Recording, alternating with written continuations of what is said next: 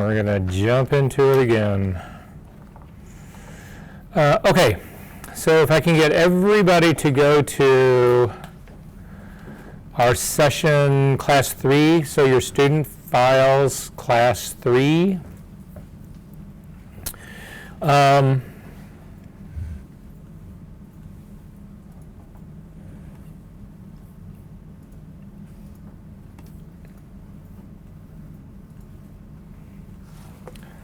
Hang on one second.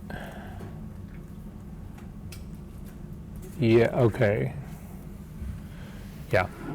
If I can get everybody to look inside their week number 3, there's 2 files in there listed as gradient. One is gradients. One is version 2. One is just a regular one. If you can double click on the regular one, it's a Photoshop file just to launch it into Photoshop. If your Girl in the Woods is still in there, you can actually close that up and get rid of it. You don't need to save that. So basically, it's a file that looks like a gradient on a top and a bottom with a red stripe in the middle. Everybody find that file? Okay, again, the shortcut to get this as big as I can get it but still be able to see everything is simply double click on the hand. It's as big as it'll be. If for some reason, I'm going to move this out of the way, if you actually have your entire application frame off somehow, like mine's off right now, it's not filling my entire screen. If you double click on that, it will zoom up and fill your entire screen, and this is a great move because if you're working on your laptop, it'll automatically get as big as it can be for your laptop, but if you move to an external monitor and you move this to an external monitor and do the same double click trick, it'll actually zoom up to fill up your entire external monitor. It's just a great thing to know. Again, double clicking on the hand will actually reset this so it's as big as it can possibly be and still see the entire image. So today is all going to be about selection. So again, this is not a fashion and beauty class, but some of you are fashion and beauty photographers in here, but a lot of you are portrait people, that kind of stuff. How many people have struggled with selecting hair? It's a nightmare, right? I mean, it's a nightmare. And there's all sorts of tools in Photoshop that purport to make it easier. And the more tools, they've actually gotten kind of good with it, but it's still not anywhere near it would be to consider something that you would consider to use for your portfolio, or certainly that you would consider selling as a service, as work that you actually do, right? So today's going to be all about selections, and the holy grail at the end of all of this is I'm going to show you how to select hair, the real way of doing it. So here's the reason we're going to spend so much time on selections, because it's going to be the rest of the day today, and maybe the rest of the semester. It's all about this. So here's the trick and the thing to always remember about this. If you can make a good enough selection, you can do anything. Anything. That if is a big if, though, if you can make a good selection. So this part really becomes critical. It's really the thing, the foundation, the underpinning of how Photoshop works. So we're just using the tools that they actually use to build the program. So it's going to start out pretty rudimentary. Most of you guys are going to know the first parts that we start with, but it's going to get complicated really quickly. So just stay with me. Even though you might know that the marquee tool will make a selection, please do this work with me. We're going to go through it pretty quick because I really want to focus more on the stuff that you won't find anywhere else. Make sense? Okay. So first things first on this, if we take a look at the toolbar that's on the far left-hand side up at the very top, the tool that's at the very top that's a set of cross arrows is the Move tool. The keyboard shortcut, that is the V key if you hit it. And all that really lets you do is move stuff around on your image. That's not what we're using for any sort of selection at all. But the tool that's right underneath it is the selection tool that we're going to start with. So if you click on this is actually called the marquee tool. If you look, you'll see that in the lower right-hand corner of that icon, there's a little arrow that points out, and you'll see that on other tool icons as well. What that's telling you is that there's more tools underneath this. They're grouped with this, but there's some that are underneath it. So if you click on that lower right-hand corner of the icon, you'll get a flyout menu, and the first tool that we can select is the rectangular marquee tool. Then we can change that to the elliptical marquee tool, or the single row or the single column tool. Any of those we can actually use on here. We're going to start with the elliptical marquee tool. You can see that the keyboard shortcut for that is M for marquee. Again, I'm not a keyboard shortcut Nazi, but there are ones that I use all the time, and the M key is actually one of them, but nothing you're going to have to remember if you don't remember it. So anyway, I need you to select the marquee tool and then come out over on top of your image, and you should have crosshairs, which is different now than you may have worked because we actually changed to have all our cursors be precise, and this is a precise corner, precise cursor. So and you can do this anywhere in the image. It doesn't really matter where it is on the image, but I just want you to click and drag out, and you will see that you get some marching ants. Now, in my case, hang on. Okay, let's do that again. Simply click and drag out, and you can make any shape of it, and that part's actually great. If you hover your cursor here in the middle, you can actually click and you can move the whole thing around. However, that's not always been the case about how this tool works. But anyway, if you hit Command D, it will deselect. So again, that's how you always get rid of a selection going. If you want to be precise about your placement in doing selections, a lot of times it's really hard to get this cross in exactly the spot that you want. So I'm going to show you a quick little trick. Right now, my goal is to select only the gradient that's on the very top, and I want to be really precise about that. But the problem we run into is when I bring my cursor up into the top left-hand corner to actually catch that corner, all of a sudden it changes back to the overall cursor, which is the arrow. This is telling me I've now gone beyond the canvas of the image that I'm actually working on. But that area in between where it's actually there and not there, whatever is 1 pixel, that is really hard to hit that target. So you don't even try to hit it. Instead, you do this. Start somewhere in the middle of your image, or take a look at my screen so to see where I am at. Click and simply drag out. It doesn't matter what shape you drag out at all. And keep holding your mouse down. Keep holding, if you're on a trackpad, keep it down. Do not let go of that part.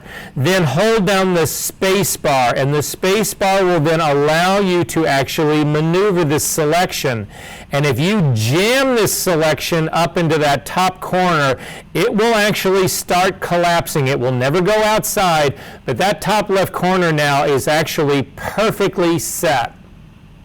Continue to push your cursor up towards that top left-hand corner so that you at least only stay in the upper part of the upper gradient. You don't want to be down on the red part right now.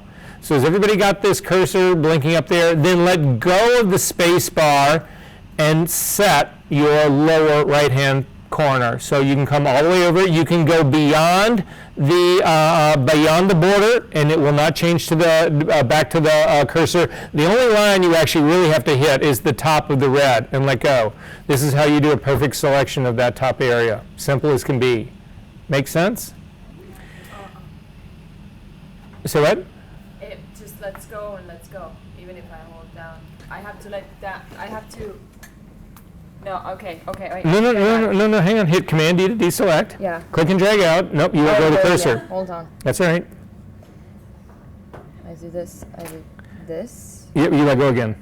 You're not moving that at all. Hit Command D. Don't worry. Command D. Click and drag. Stop. Don't change anything. Yeah. Hold down the space bar. Move it up into the corner. Let go of the space bar. Let go of the space bar. And finish the selection. Okay. So what? That's fine. Hang on. Oh, because you got the elliptical tool. Change it back to the... It's on there. Oh, then you've got a serious feather. See that feather? You got a 100 pixel feather.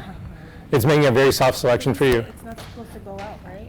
Okay, so don't hold the space bar yet. So hit Command D to deselect. Perfect. So just click and drag out and keep your mouse down. Don't let go of the mouse. Hold down the space bar now. And you can move it anywhere you want. So jam it up in the left-hand corner.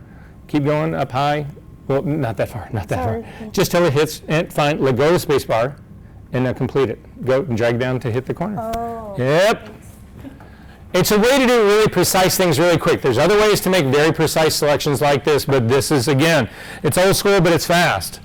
So I need everybody to save this selection. To save a selection, come up to the Select menu and come down and do Save Selection, and I'm going to call it Upper Gradient. I do a lot of abbreviations. I'm just going to do upper grad and say OK. I know what it is. I can't spell gradient anyway. Command D to deselect that guy. Now, if I want to get this back, I can simply go up to the Select menu, down to Load Selection, and use my drop-down menu, the only thing I have option that I have is the upper gradient, but if we've saved other selections, they will all be in this drop-down menu, but we can just say on our upper gradient and just say, okay, I want to select that, and it loads the selection again for you. Great thing, right? Command D to deselect. The next thing I'm going to show you is something that you are going to use every day for the rest of your life. So pay attention to this one because this one really matters. There's a number of ways to load selections, and you can do it based on so many things. But what I want you to do right now is come over to your Channels palette. It's now, if you're using the workspace that I've suggested, it'll be in the lower lower left-hand side. If you scroll down to the bottom of that, you will actually see that there is a new channel in here called Upper Grad. That is the selection that I just made. All selections that are saved as channels. So, this is the trick. If you hover your cursor, don't select the channel. If you pick it, if you select the channel, you'll actually see it. And you can actually work on this, which we're going to do later on. But instead, I'm going to go up to the very top of my RGB channels. So if you've done some selection, you got some weird shit going on there, go all the way back up, click on the RGB guy. Everybody will be selected again. You'll see the gradient with the red stripe on it. Scroll down so that you can see the channel that you saved, but do not select it. Simply hover your cursor over the thumbnail. Now this trick only works if you hover over the thumbnail. If you hover over the name, this trick will not work. It's always hovering over the thumbnail, but I've just got my cursor hovering over the thumbnail and I got the little hand is what I see. If you hold down your Command key or Control key on Windows, you will see it adds another little icon to that hand, and that icon that got added is a square that's got marching ants. And if you now click, it is now loaded that channel as a selection. This is actually the process that's going on behind all of this. This is when you went up to say load selection. This is actually what Photoshop is doing behind the scenes. Does that make sense, everybody, what's going on? Did that work for everyone? You're going to hear command click for the rest of this class. You're going to, and you're going to embrace it and you're going to use it for the whole rest of your life. Don't worry, you're going to get hit with this a million times, so we're going to get there. Okay, so we've got a selection going. I'm going to hit Command D to deselect again, and I want to do a completely different selection right now. So again, I've got the M tool, my marquee tool selected. I'm going to just click somewhere in the middle of my image and drag down to just do another shape. Something, you can take a look at mine. It's a rectangle, tall, whatever rectangle. I'm not going to move this up. I'm going to save this one as well. Up to the Select menu, down to Save Selection, and I'm going to call this Vertical Rectangle, VRT Rec. Just so it gives me a reference of what it is. And I'm going to go ahead and say OK to that, and then I'm going to hit Command D to deselect. And if you scroll down to the bottom of your Channels palette now, you'll see that you've actually got a vertical one that's actually, and you can also notice that it's white and black as well. Again, selections and masks are the same thing. They are actually interchangeable. A selection is a mask is a selection. Make sense? So, I want to do something a little bit more complicated with my selections though. So I'm going to go back up to the very top, click on the RGB guy, make sure that you've got that going. Come up to your Select menu, down to Load Selection, and in your drop-down menu you should have two things right now. You should have your upper gradient and a vertical rectangle. I want you to load the upper gradient first and just say OK to that. But now if you come back up to your Load Selection again, so I'm going to do Load Selection again. I've currently got my upper gradient, marching ants, but now I'm going to click on the drop-down menu. I'm going to do a vertical rectangle, that vertical rectangle. But now I have options. How do these two selections interact? If I simply leave it as new selection, what it'll do is it's going to get rid, well here, just go ahead and we'll say OK to this. Go ahead and say OK. And it gets rid of your top selection of the gradient and just gives you the vertical one at the bottom. I'm going to hit Command Z to undo that and go back to my regular vertical, the top gradient on here. I'm going to come back to the Select menu, down to Load Selection again. I'm going to click in my drop-down menu, Vertical Rectangle again. But now I'm going to say, I'm going to use the radio buttons underneath it. I want you to add this. So what I'm saying is that I want to keep the original upper gradient selection, but now I want you to add this vertical rectangle to that. And if you click OK on that, you will see that it now forms this T shape because there was a common area, there was an overlap area, the vertical rectangle, that was already selected with the upper gradient. Does that make sense, everybody, what's going on? If you hit Command Z to undo that and come back up to the select menu down to load selection again, we can say instead of new or add, we want to subtract your vertical rectangle. Again, use the drop down menu for the vertical rectangle. We want to subtract that from the current selection. And in this case, you'll see it does this notch out because it took whatever that was and it subtracted it from the current marching ant selection going on. Make sense? And then finally, Command Z one more time, up to the select menu again, down to load selection, and say the intersection. And what this is going to show you, if we say OK to this, I didn't select the vertical drop down, I just selected the rectangle, so let me do that again. Load selection. Use the drop down to go to your vertical rectangle and say intersection and say OK. Then what you're left with is the only pixels that were common to both selections. So what's now you see on happening here was part of my vertical and also part of my gradient. It's the only place where those two overlapped. Make sense, everyone? Are we good on this part? While we're here, you can transform selection. So how many of you guys, we've worked with a little bit, we did the transform of the car. We made it really small and bigger again. You guys, is anybody here not used to transforming anything at all? Like, okay, well, that's okay, that's okay. There's two places you can transform stuff. There is the edit menu, and the edit menu comes down to free transform and transform.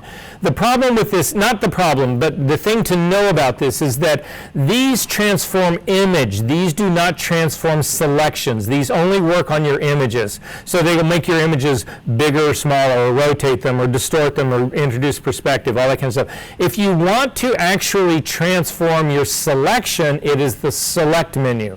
So if we come up to the select menu and you come down to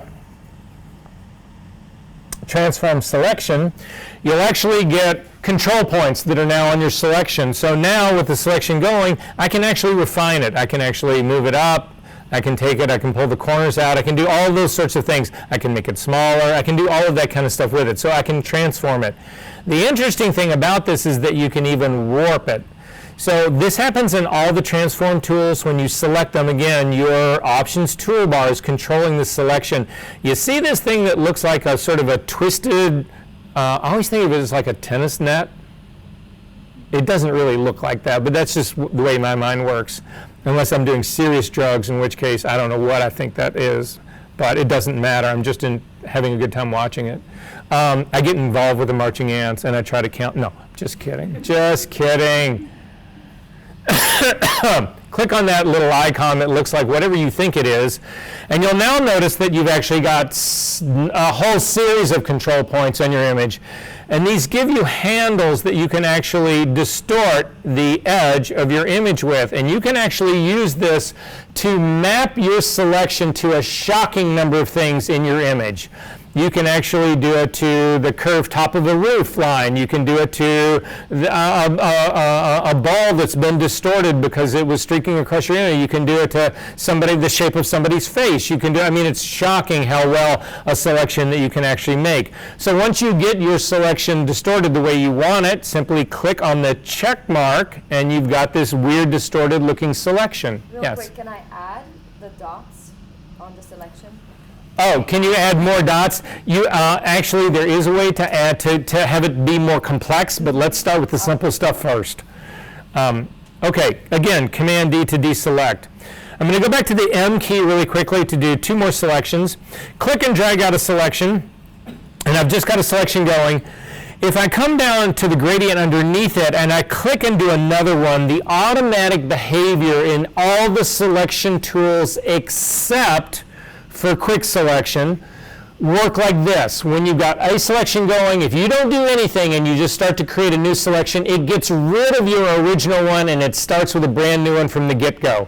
It doesn't add to anything, it doesn't subtract, it just does a brand new one. So again, if I click up here and drag out another one, the one that was on the bottom goes away and I've just got another one going on the top. If you want to add to the selection, you hold down the Shift key, and you'll notice when you hold down the Shift key, your cursor actually changes and it puts a little plus underneath it. And now you can actually click and drag out another selection and you keep them both. And this is unlimited. You can hold down your Shift key again. You can go across intersections and they will actually develop and build huge selections. So there's a lot of people who will use this behavior to outline buildings of a cityscape, to do that kind of stuff. You're just making these quick block selections, but you want to do multiples of them. And instead of doing one, saving it, doing another one, saving it, doing a third one, saving it, and then using that load to get them all put together, you can just do it this way and you end up with one selection. If you hold down the Option key, which would be the control, so again in Mac, in Windows, you guys are okay with keyboard, the different modifiers, right? Okay, because everybody in the world says Command, Control, okay. If you hold down the Option key, you'll notice that the little icon, additional part to that crosshair is now a minus, it's not a plus. This is how you subtract areas from a selection. So you can subtract areas in part of the selection, you can create holes in your selection, you can remove entire areas of your selection. Again, this is completely a cumulative thing. So don't underestimate the power of just this tool by itself. Make sense? Command D to deselect. Does everybody have the ruler showing? Rulers on the side of your image? Does anybody not? So there's a ruler on the top, a ruler on the left? No? Yes? No? Everybody's good? Okay. You can use your rulers to put down non-printable guidelines. All these are guidelines that are references for you. So if you click on the top ruler and drag down, we are going to drag down a horizontal guideline, and by definition, this was set in preferences to be cyan for me. Come over to the ruler that's on the left-hand side, click and drag out, and you get vertical lines right here. And so we've actually made a point right here in the middle. And what I would like to do is, I would like to do a selection where that point is exactly the middle. And that gets really tricky to do. So I'm going to try and do this just by eye. So I'm going to start out with this. I'm going to click and drag out, and you will see that this actually gives you a rectangle. If while you're holding that out, you add the Shift key, it constrains the width and the height to be the same, and you are only making squares now. Again, if you still hold down that Shift key and hold down your space bar, you can move these guys around. So I'm going to try to eyeball this thing and line it up and try to get it to be exactly on the middle part right here. And it gets to be really tricky to do. It's almost an impossible thing to do. So I'm going to let go of all that madness and hit Command D to deselect. Now remember what actually happens here. If I click my marquee tool and drag from top left down to lower right, this is what I've been doing all along with you guys. It's just how I make selections. Command D to deselect. You can actually click on the top right and drag to the lower left and get the same behavior. Some people who are left-handed do this. Command D to deselect. You can also click on the lower right and drag up to the upper left. Command D to deselect, or the lower left and drag up to the upper right. That's all you're doing this whole time here. But you're always going from one corner to another corner. You're never really dealing with the center part of this. Command D to deselect. If you hover your cursor right over the intersection, hold down your Option key and click and start to drag out, it anchors your point at that intersection. If we come out without any other modifier on here, it will do rectangles that are centered on that intersection. If you keep that Option key down and add the Shift key, you will get squares that are now centered exactly on that intersection point. Let go of your mouse, and now you've got a perfect square, and the center of that is exactly where the intersection of those two guidelines are. Make sense to everyone? Command D to deselect. If we go back over to the tool palette and click on the drop down and come down to the elliptical marquee tool and simply click and drag out, it does ellipses. And depending on how you drag, I'm going to hit Command D to deselect. If you click and you drag mostly horizontal, it makes for a very narrow ellipse. If you start to drag it down, it makes for a much wider ellipse. If you hold down the Shift key, it makes perfect circles. Command D to deselect. If you hover over the intersection again, hold down the Option key and the Shift key and click and drag out. You've now got a circle, perfect circle, and the center of that circle is exactly on that center point right there. Did that work for everyone? Great. Command D to deselect. Can I also put in the coordinates, like if You certainly could, and in some cases there actually might be a reason to do that, especially people who design interfaces. It's a great tool because if you say, well, I want this at this 0, 0 point, or I want this specifically at, whatever, absolutely, absolutely. The next tools down in here, the single row and the single column tool, they're useful. The reason that most people will use this tool is there's a lot of time, not a lot of times, it doesn't happen much anymore, but in the early days of sensor technology, you would end up with basically the way sensors work is there are rows or columns of your sensor, and you take a picture and it collects pixels at those specific sites. And then what will happen is that there will be, it'll take either a row or a column, and it will read that entire row off and put that into your computer to ultimately give you the value of what that row was. And it does it row by row by row or column by column by column. So what it'll do is it reads an entire row. Well, the circuitry that connects to those specific rows can fail. And so what you'll end up having is you will have a single row of pixels that is blank, or you'll have a single column of pixels that is blank. These two controls right here, the drop down here that allow you single row or single column, they allow you to actually make a selection of the pixels that have died, depending on whether it was a row that died or a column that died. And once you have that selection, then you can use the clone stamp tool to fill just that one row. It's really hard to do that work on your own, to actually do just a selection manually. So this gives you the option to do it that way. I don't know anybody who uses this anymore because I haven't seen. So what you'll ultimately see is typically what happens is that your image will have this line that goes through it, and the line will either be green or purple or something. Yeah, it's just, you can clearly tell it's your that whole row or that column has been corrupted. This is the easiest way to select it. Nobody I know really uses that anymore. The next tool down is the lasso tool. Again, if you click on the drop-down menu, you'll see you have the lasso tool, the polygonal lasso tool, and the magnetic lasso tool. We're going to use those really quick. Select the very top one. It is the original tool. Again, your eyes should go up to the very beginning up here and say, okay, what is my feathering on this? You want your feather to be 0 because you can feather your selections when you make them. That's not something we're going to do right now. You'll see that later on. But at any rate, just make sure that this is at its default. So the tool that I'm at right now is underneath the ellipse tool. It's the next one down. It's the lasso group. Yep, third tool down. Again, you'll have a flyout menu, and you want to make sure you pick the top one, the lasso tool, not the polygonal lasso tool or the magnetic, the polygonal one. And you can come out on your image and you can freehand. And that actually draws anything that you want in any shape that you want.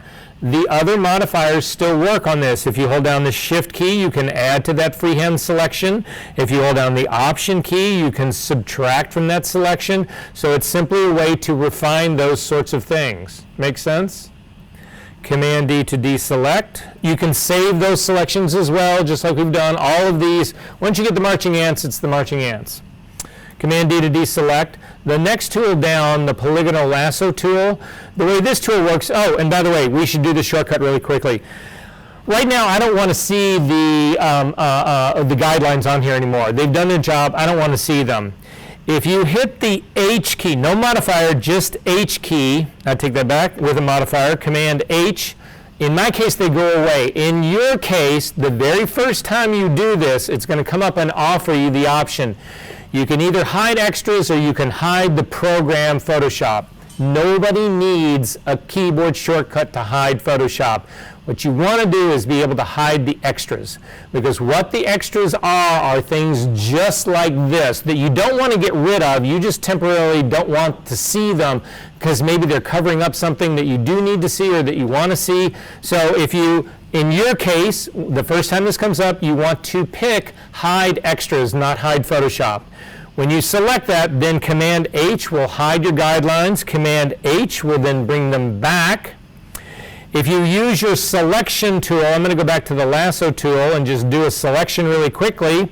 Command H will hide the marching ants, but they are still there. Command H will bring them right back. So Command H we use a lot in this class, so just make sure that you remember it. If for some reason you set it wrong and you actually said to hide Photoshop, you have to reset all the Photoshop preferences to get that option to select hide extras back again. There's no other way you can get in and change that behavior once you've opted it out the first time. Are we good? Okay. Command D to deselect, Command H to hide the guidelines. I'm now going to go down to the polygonal lasso tool, and I'm also going to use the keyboard shortcut to zoom. If you hold down the space bar and the Command key at the same time, no matter what tool you have, because right now I've got a selection tool, I've got crosshairs. If you hold down the Command and space bar, that changes to the magnifying glass. If you add the option, it is the minus magnifying glass. So it is the easiest, fastest way to move in and out at a specific point. So if I'm holding down Command and space bar, it gives me the zoom tool, and I'm going to actually just zoom into where the far left side of my image where the red actually meets the black gradient part. With the polygonal lasso tool, you click and you lay down points. So I'm going to simply click close to the edge. You'll see it actually puts down, it gives me a tool that gives me my crosshairs, but now I'm not holding down the mouse at all. I'm just moving my cursor out, and I'm going to come along this line, and I'm going to click, and it'll set another point. And then I can come up into my space, and I can click, and I can come down. I'm just clicking other points to make this shape, but you can see it's all made up of straight lines. There are no curved lines in the polygonal lasso tool. And then when you come back to the original point, you'll see that your cursor changes to this weird shaped thing with a circle at the bottom. That's telling me that I am completing the selection, that I've gotten back to my very first point. And if you click, you will get marching ants. If you hit Command D to deselect, we're going to do another one really quickly. I'm going to stay away from the red so that you can see it. I'm going to just start to click out and do a couple of points, and now I've got 3 of 4 sides that I'm going to do. I want to go ahead and complete this, so I could take my cursor and bring it up to the first point, or you can simply double click here really fast and it will complete the selection for you. Command D to deselect. You can use the modifier keys again with the polygonal lasso tool to add and subtract. Shift will allow you to add to the selection. The option key will allow you to subtract from the selection. Are we good on this part? The last one in that selection group right now is the magnetic lasso tool. The magnetic lasso tool, nobody uses this anymore. It actually functions as a brush. The reason nobody uses this tool anymore is they took that technology and they used it to make the quick selection tool and all the other more advanced tools. So people have forgotten about this tool, but just to show you how it works, hover over the area that's right where the red meets the gradient, and simply, again, it's a brush, so you can use your modifier keys to make it bigger or smaller. You don't need to worry about that. But you want to put the center point right where the gradient is intersecting the red line. If you click and start to drag to the side, you'll see it's throwing down points. And the points that it's actually throwing down are pen tool points. So these can actually be edited later on. However, if you then start to come up into the gradient, it gets lost, because what this tool is designed to do is find edges, and right now it is just guessing, and you can see that even if you start to drag in a straight line, it doesn't really know where to go, unlike when you were dragging along. I'm going down to the bottom edge right now. When you were dragging along, even if you're slightly off and you're not dragging with that center point right in the middle, you'll see that it continues to throw points back up onto that edge line. So it's a rudimentary tool that's actually starting to look for edges. But again, this tool has evolved into the quick selection tool, which does a much better job at finding edges, etc. here. I don't really know anybody who uses this tool anymore. So if you really want to fuck with your roommates, go into their Photoshop, select this as their lasso tool, and then just quit Photoshop, because when they start it again, this is the tool that they're actually going to get, and they're going to have no idea what it is, because I bet you no one in this room has seen this tool until this class. Yeah, anyway. Command D to deselect. Command D doesn't work because I don't have a selection going. Simply double click really fast. It will actually find whatever the origin point was. It'll give you the marching ants. Command D to deselect. So the reason I mentioned that to you is because if you don't change this back to the regular lasso tool, that same behavior is going to happen to you. And all of a sudden you're going to get this tool that does not work the way you want it to work and you get pissed off. Are we good on that part? Okay, great. Next tool down, we're getting there, guys. Next tool down, again, if you click on the drop-down menu, that'll fly out.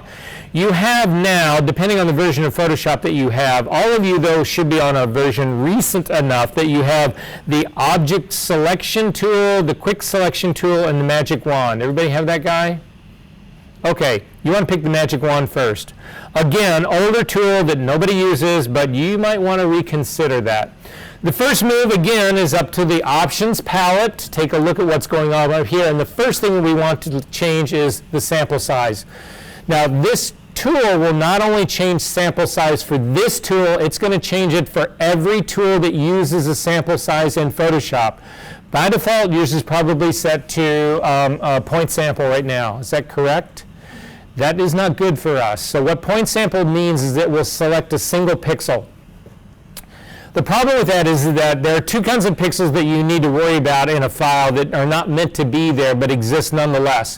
One is actually called a dead pixel, and what that is it's actually a pixel on your sensor that is no longer functioning. It's a dead pixel. It will always be black because there's nothing there. Nothing will ever register on it because it's a fault in the sensor. If you happen to select that pixel, let's say I'm trying to select this red, I want the tool to select the red, but there's a dead pixel in there, and I use point sample, and I manage to hit that dead pixel, it will not select anything. And then you'll go, well, why didn't that work? And blah, blah, blah. So you don't want that. The other option is the other extreme. It's called a hot pixel, and a hot pixel is always white. Again, it's a sensor fault, but what's happening is that pixel, no matter what, is always going to be white. Now, pixels are really small. You don't see it in here. If you were to zoom in at pixel level, you can spot hot and dead pixels, but nobody really uses point sample here. It's too precise. What everybody uses instead is either a 3x3 average, or if you click on this drop-down menu, some people will do a 5x5 average. There are occasionally cases where you want a much larger sample size and you'll go all the way up to 100 by 100, something like that. But this is what's happening. Again, you won't see this on the video, but you will hear it on the recording. So what it is doing, if we take a look at a pixel grid really quickly,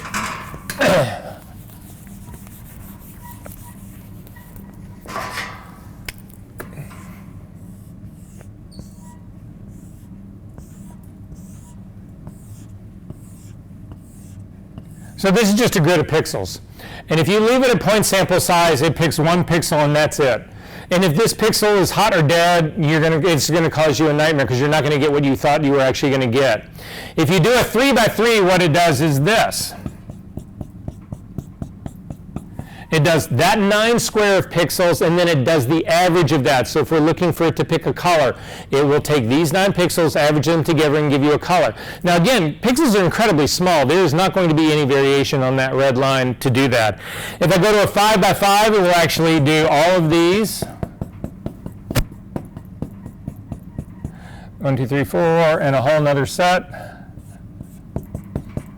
And it does the same trick. It takes all 25 of those pixels, again a 5x5, averages them together, and whatever that value is what the selection is actually based on. For me, I typically always work with a 3x3, but again, this is going to change a lot of other tools. It doesn't just do the magic wand. This setting that we've got going here actually also does will actually have an impact on the quick selection tool. On other selection tools are impacted by this setting right here. You'll see the eyedropper tool is impacted by this. So if you set this to 3x3 now, when you go to your eyedropper tool, instead of getting point sample, you'll get 3x3. If you set this to 5x5 and you go to the eyedropper tool, so here we can go to the eyedropper tool. It's actually the 5th tool down. And you click on it and you'll actually see you get the same 3x3. So if we change this to 5x5 and you go back to the magic wand, it'll actually be set to 5x5. So this controls a lot of other stuff. So anyway, I'm going to leave mine as a 3x3. And then there's a tolerance setting. So what I need everybody to do is, I want everybody to, so we're going to leave this as it's set right now. I need you to look at your RGB info readout right here. What I want to do is use the magic wand, and I want to actually set it at a point in this gradient where I get a 100, 100, 100. So I'm going to move to the right, and in my case, I can find it right here. Again, I'm just looking for the readout. If you start to move to the left, you'll start to go down. Again, remember, black is 0, 0, 0. White, which is all the way on the other side. Here, double-click the hand. We don't need to be zoomed in for this. If I come over to the white side over here, I get closer to the 255, 255, 255. If I hover somewhere a little bit past to the left of center here, whatever, I will actually get 100, 100, 100, and then simply, I don't have the tool selected, so let me make sure I do have it selected. Okay, again, reading 100, 100, 100. I'm going to click, and it actually does a selection. The selection actually is very hard. It actually stops at the red because this red falls outside of my tolerance range in here. Because again, this red in here, it's a solid red. It's got values of 255 red, 0 green, 0 blue. That's well outside of the 100, 100, 100 that I was actually picking, so it doesn't select that guy. It also doesn't select the pixels that are underneath it, even though they are of that same value. We'll talk about why that is in just a second. I need everybody to jump this selection to its own layer, so just hit Command-J. What that will do is it will actually do a copy and paste. It will copy the pixels that were just under that, and it'll actually paste it onto a brand new layer. If you turn off the eyeball on the one underneath it, we can actually see that layer. We can actually see what just happened in here. If we zoom in to this, again, I'm just holding down the Command key and the space bar, we can zoom in. You'll see you'll get a really jagged line. The reason we have this jagged line is partly because we ask the Magic Wand tool to do that 3x3 average. Well, when it did the 3x3 average and I actually clicked on it, it looked at 3x3 average, right? So it picked the 100s, but it also picked 99s on one side and 101s on the other side. Took 99, 100, and 101, averaged it together. Then it makes the selection based on that. So what it's now doing is, by the tolerance setting, remember, I have a tolerance of 32. What it's saying is that, okay, he wants to pick 100, 100, 100, because that's what he clicked on. But he also wants everything that are 32 degrees tones lighter and 32 that are darker. So if you hover your cursor right on the edge of that guy, you will see that I'm reading 68, 67, whatever. 100 minus 32 is 68. If I go to the flip side up here on the top side of it all, again, 100 plus 32 should equal 132, and I'm at 133 here. Again, that's because of the whole averaging part in here. But you can see this is how the tool works. It's very precise, and the cutoffs are extreme. They're really, really hard. So it's not a great tool to select anything that is organic, because things that are organic, you want those to be softer edge selections. But anything that's really hardcore graphic, you've got a logo that you want to select, you've got something like that, the Magic Wand tool is the best fucking tool out there. Trust me. To see what I mean by that, click on the lower layer again to turn it back on. Again, I'm going to double click on the hand to completely kick back out. I am going to select my background layer. Again, you can't, if you've got this top layer selected right now and you go to make a selection using the Magic Wand tool, it's not looking at the bottom selection down here because I do not have a sample all things here. Let me go back to the Magic Wand tool to make sure I'm not lying to you. Yeah, you don't have, oh, you actually do have a sample all layers here. So with sample all layers unchecked, if I've got my top layer selected, I can only make a selection based on this. You'll see if I click on anything, it only selects all of this other area because there's nothing in this other area other than this. So it selects everything that is transparent. Does that sort of make sense? If I hit Command D to undo that, turn on the lower layer, and now click on Sample All Layers and do that same action right here, you'll see it makes my Magic Wand selection based on a 32 tolerance sitting up here at the very top. Make sense? For me, I don't use this a whole lot, the Sample All Layers. I'm much more comfortable. I'm going to hit Command D to select the layer that I really want to make the selection on. So I'm selecting the bottom one here, and then again doing that selection up at the top. Are we good on this part? Shoot. For some reason, I just have this hand, even though my tool is active. Like, see, I have this tool active. I still have the hand. Just click on it and see what happens. What did I do?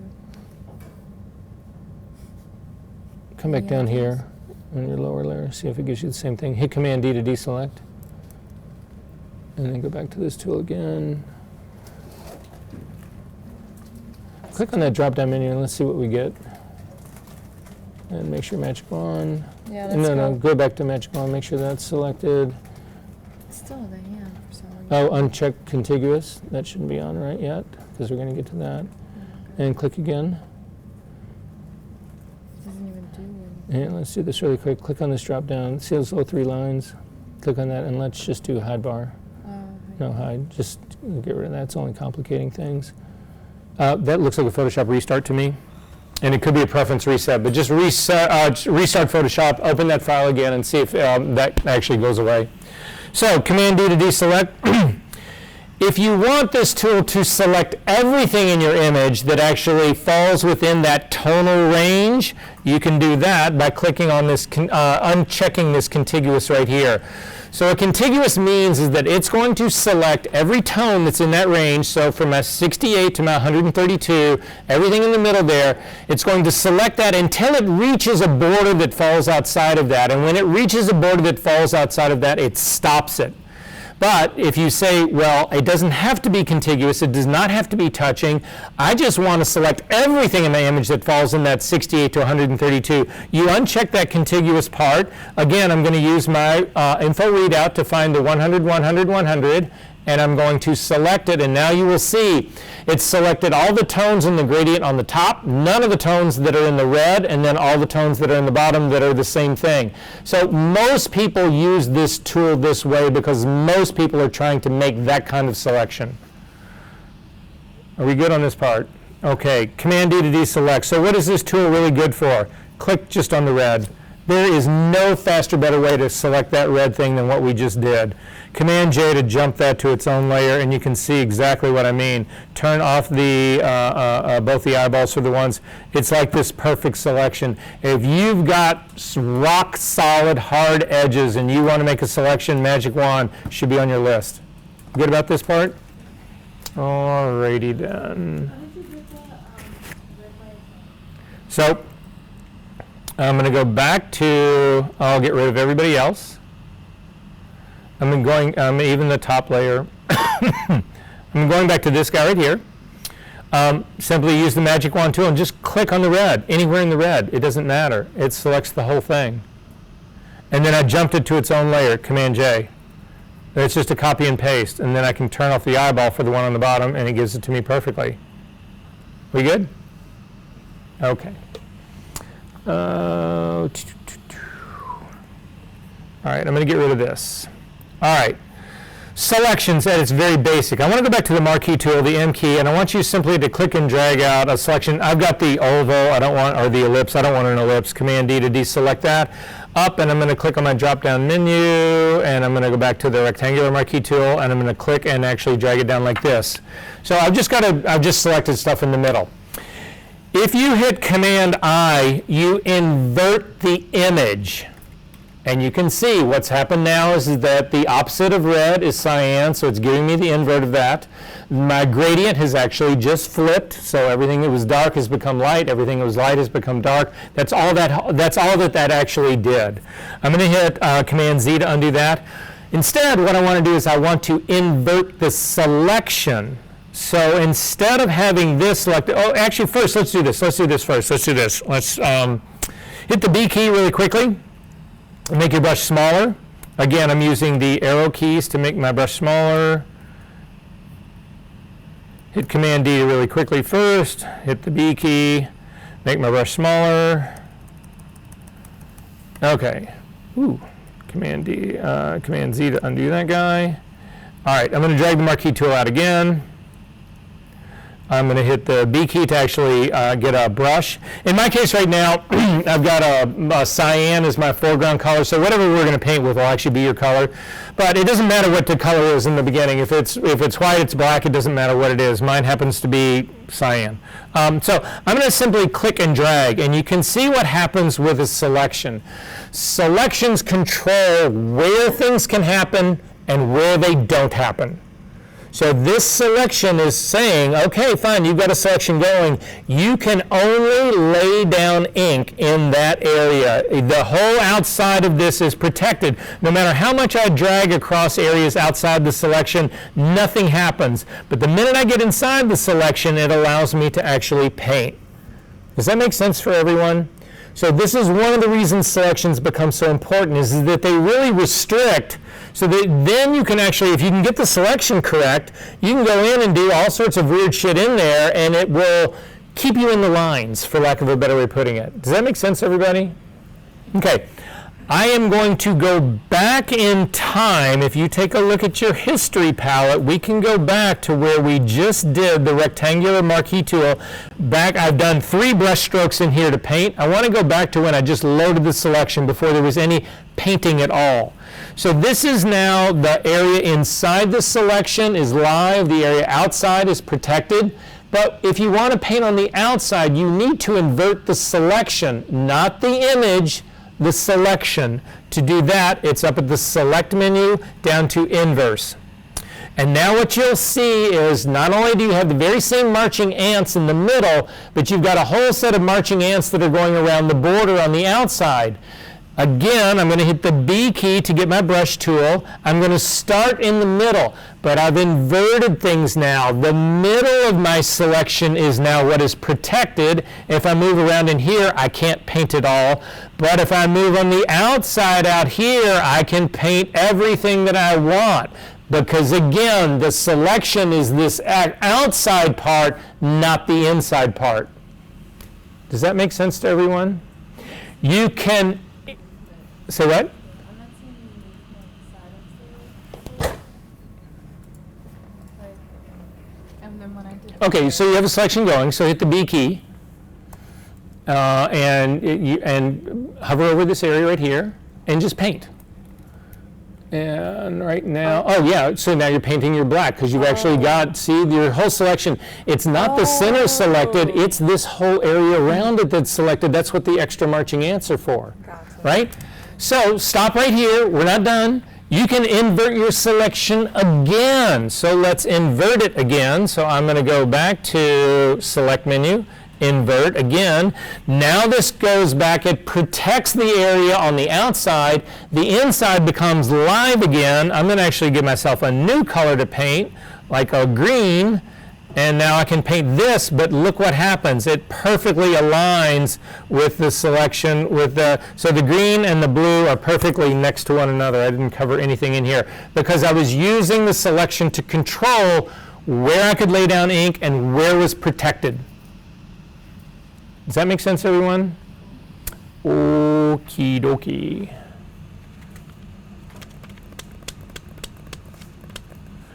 Go back in time. Again, if you take a look at your history palette, we can go back to where we did our original rectangle marquee selection before we did any of the other guys, before we did the inverse or any of that. So I'm simply going to go back in there. It's just a fast way to get back to this. So we've got a selection going on right now. Your guidelines that you can pull from your rulers actually will snap to a selection. So if we come over to the horizontal ruler, the ruler that's on the left, I'm going to drag out a vertical line. And if you get really close to the edge, you'll see it actually snaps to that edge. It also shows you the other guides that we originally had. I don't want the other guides that we originally had. Remember, we hid them? We never got rid of them. They were just hidden. But the minute I start pulling rulers out again, the rulers or the guidelines are all going to show. So to get rid of the guidelines in all of them, come up to the view menu and come down to guides and then clear guides. This used to be more blown out on this menu. All of these options right here used to be, but now, so again, it's the view menu down to guides, and you'll get a drop over to clear guides. That gets rid of all of them. Now I'm going to click on the left, on the menu that's on the left, the ruler that's on the left-hand side. I'm going to drag one guideline to snap to the one edge. I'm going to grab another line to snap to the other edge. You can also do horizontal lines that will also snap to edges right here.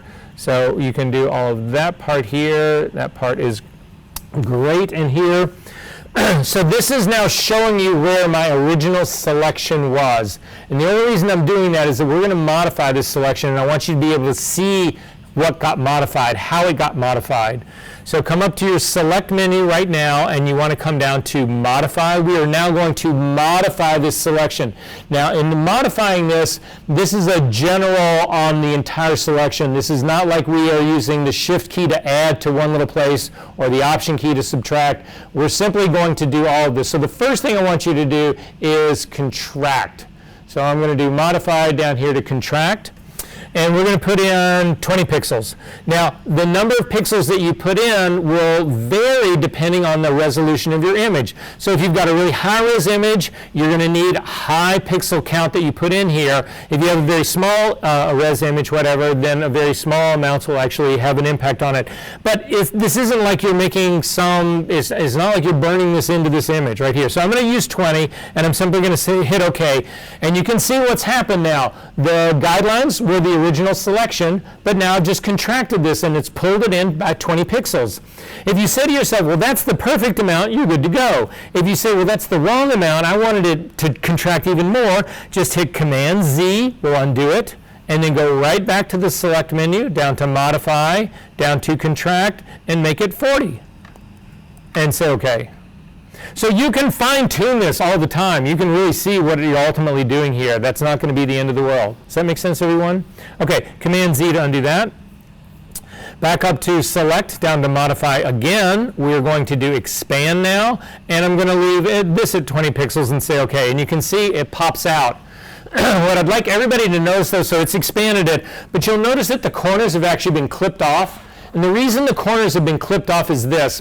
The side has come out 20 pixels.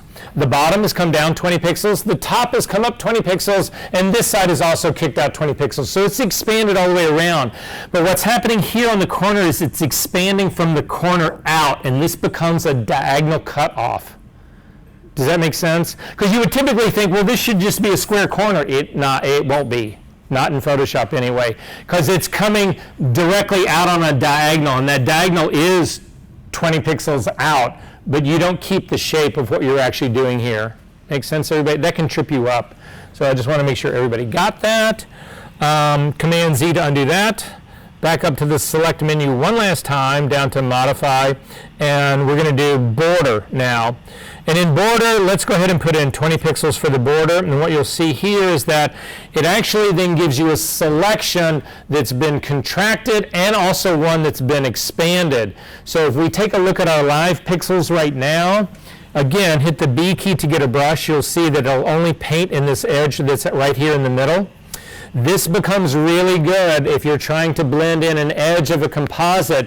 You can actually do really fine edges that combine both your figure and whatever composite background you're putting it together with, and just blur that little bit of edge. And you can get this down to 1 or 2 pixels, and you're just blurring it enough that your composite then falls together. So it definitely has a use. I'm going to go back in history where I pulled out that last guideline. It's still giving my selection going here. The next thing I want to do is jump this selection to its own to its own layer. So I've got this going, Command J to jump it, and if we take a look at this, you can see it's a very sharp edge image right here. It's got it matches exactly up with the guidelines. It's incredibly hard edge right here. I'm going to turn on my bottom layer again, and I'm going to select my bottom layer again. However, I want to reload this selection, the selection that I just jumped. Now, I could go in with the marquee tool and I could draw it out again, but there's a keyboard shortcut for building selections, and you've already heard it once. Hover your cursor now over the icon of the layer. Again, do not select the layer. Do not hover over the name layer 1. Hover over the thumbnail. Hold down the command key and click, and it will load that as a selection. And now I've got the selection perfectly loaded. But this is still that really sharp selection. I want to soften this up. You could have, when you made the selection, here, don't do this, I'm just going to show you really quickly. If you hit the M key right here, this feather right here, you can put in a softening here of this in the very beginning. I don't really suggest doing this. I'm a much bigger fan of actually doing it afterwards, because if you do it here, this is sticky, and no matter what you do until you change this value back here, if you change this to a positive or a negative number, you've got to go back here and change that part. Unlike if I've got the selection going right here, I can now feather this after the fact. So I'm going to come up to my select menu, down to modify, and we're going to come down to the very bottom one, feather. And in the feather, I'm going to put in 10 pixels and say OK. And you'll see that it actually rounded off the corner a little bit here. And to show you what's really going on, hit Command J. It will jump that to its own layer, turn off the eyeball for the bottom one, turn off the eyeball for the top one, and you can see that your selection has been softened. And what happens in a softened selection is that the area in the center is still fully selected. The area on the outside is still completely not selected, but you now have a transition that goes from completely selected to completely selected to completely unselected. It makes that transition. This is due to the feather that we put in there. Does that make sense to everybody, what's going on here? And this feather will also be respected if you paint. So if we go back in your history to when we did the feather, again, this gives me that, I haven't done the jump yet or any of that kind of stuff. Hit the B key to get a brush tool and then paint across this. You'll actually then, if you zoom in, you will see that your brush fades, but it also fades inside and outside. So what's happening here is it's fading. It's starting to fade here, still inside my square, but it also fades outside the square slightly in this guy. Make sense? Okay. Everybody's like, Jesus, you're selecting me to death. I am going to close this up. You do not need to save this. Really quickly, I want to open the other gradient. We're doing kind of good. I'm not sure we're going to be able to squeeze another break in here, but I just want to show you the other gradient really fast. This gradient that's actually got, so it's this gradient version 2. I just really want to take a look at this to show you what's going on. So how many people in here resent the fact that you give all your money to Adobe? I could raise both hands. They have so much of my money, it's obscene, and it's never going to end. You know that, right? And so you think to yourself, well, okay, you know, there's 100 million people at Adobe. They all are geniuses. They've done all of this work. They've made this all together. This is an incredible program, whatever. They've done all of this work, whatever. It's worth that money, right? And how would you feel if I told you that the guys, there's two guys who actually invented Photoshop. The Knoll brothers, John Knoll is the second one. Thomas Knoll is still considered to be he's still actually at Adobe. John Knoll is not. They were developing software to actually run scanners, and and they got this idea. And the idea was this: if we build a mask, we can control tonality, right? So if you take a white light and you shine it at a black wall, and you do that, the wall will then, in digital world, whatever, will turn white. But if you put a mask between the two, you can control where light hits, where light doesn't hit, and you can actually recreate tone, right? And that's what they did. And that is what Photoshop does, and that is it. Everything that you do in Photoshop simply controls a mask. That's all it does. So if we take a look at the channels, because this is where this all happens, if you take a look at the channels, and we take a look at your image, if you click on the channel, I'm going to go ahead and click on the red channel. It'll actually just show you the red channel. And what you can see in the red channel is that the areas of our image that are green and blue are black on this mask, meaning that there's no red in this area.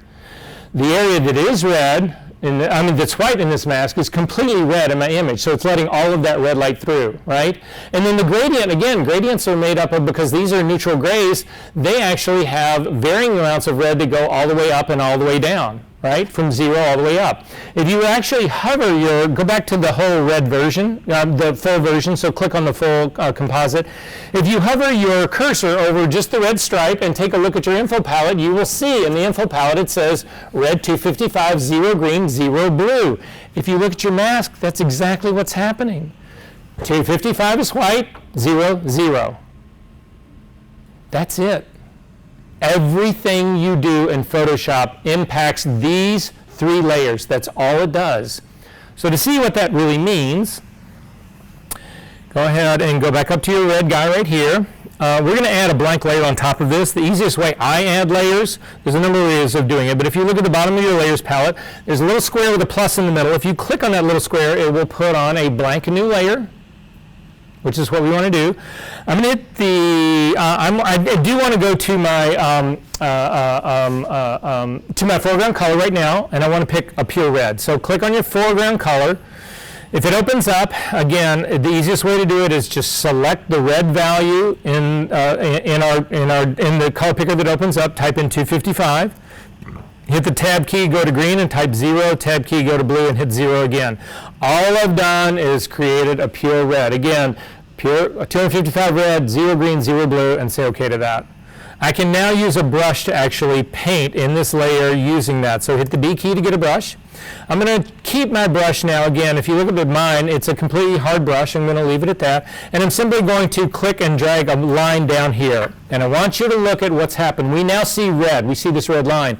But look at the channels. What has actually happened? If we look at the red channel, it actually painted white in this mask, which is letting all the red light in. But it also painted black in the green and black in the blue channel to eliminate any green or blue light that would hit that area, and that is why we see red. This is it for Photoshop. That's all it has ever done, and all it ever will do. Look what happens now. I'm going to leave my blue channel still selected. If you turn off the visibility of this, the black goes away. All Photoshop ever did, all it ever does, is everything that you do impacts these 3 channels and nothing else. If we turn the red back on, and I'm still going to look at my blue channel right now. You can look at any channel, doesn't matter which one. You can look at the red one if you want to. I'll select the red one right now. I'm going to blur this layer right here. I'm going to come up to the filter menu, down to blur, down to Gaussian blur. I'm not going to hit it with 100. I'm going to hit it with like 5 or a 10.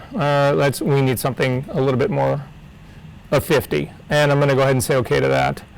So I've actually blurred this image right now. All it did was blur these masks. It didn't look like that blurred it at all, did it? All right, let's try that again. I got the layer mask, filter, blur, Gaussian blur. Let's really smack it. What is going on? So this comes up, and again, at this point, because other people are having the same issue, I'm going to guess this is a problem now in Photoshop, so I'm going to quit. I'm not going to save that work. I'm going to make sure that I don't have anything going on that I don't want going on, and I don't right now. I'm going to relaunch Photoshop.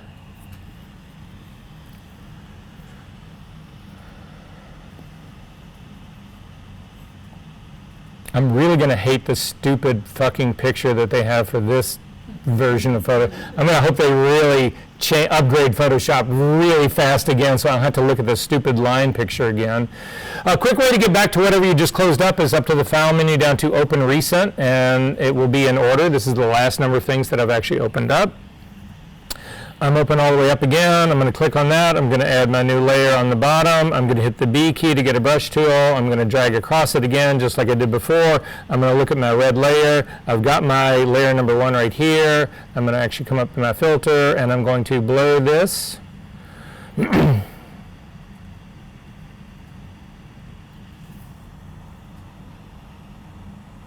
Oh, I know what might actually be happening here.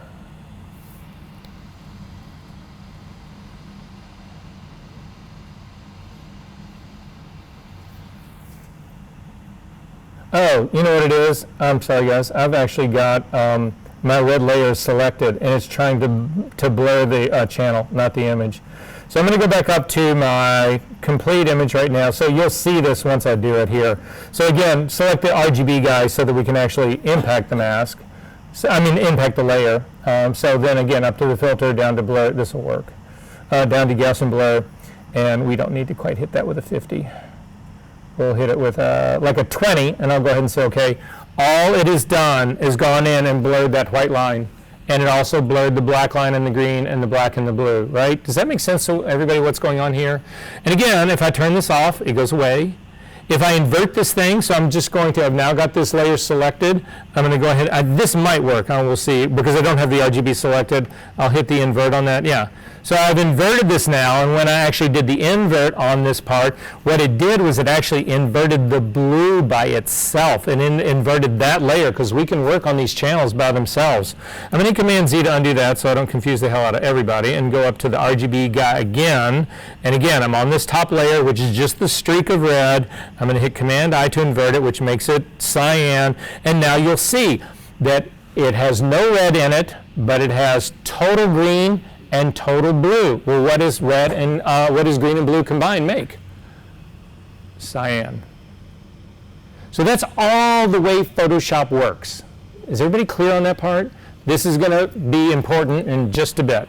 You can close this guy up. You don't need to keep it anymore. You can hit Don't Save. Really quickly, I do want to go back to that image that we had of the girl in the woods. So if you can go to your session number 3. I take that back. It's not in number 3. It's actually in number 2. It was the girl in the woods. We should have XMP files on that now. So I'm going to actually do it based on the color card. So it'll just be easier to see. So I'm looking for the color card, the version of the girl laying on the mirror in the woods that we were working on earlier. It's in your student files, week number 2, in the folder marked 201 Woods 07. It's the top one. If you can just double click on that and bring it into Photoshop. You can go ahead and bring this in as either a smart object or it remembers where we were at. So I'm going to go ahead and bring this in as a smart object.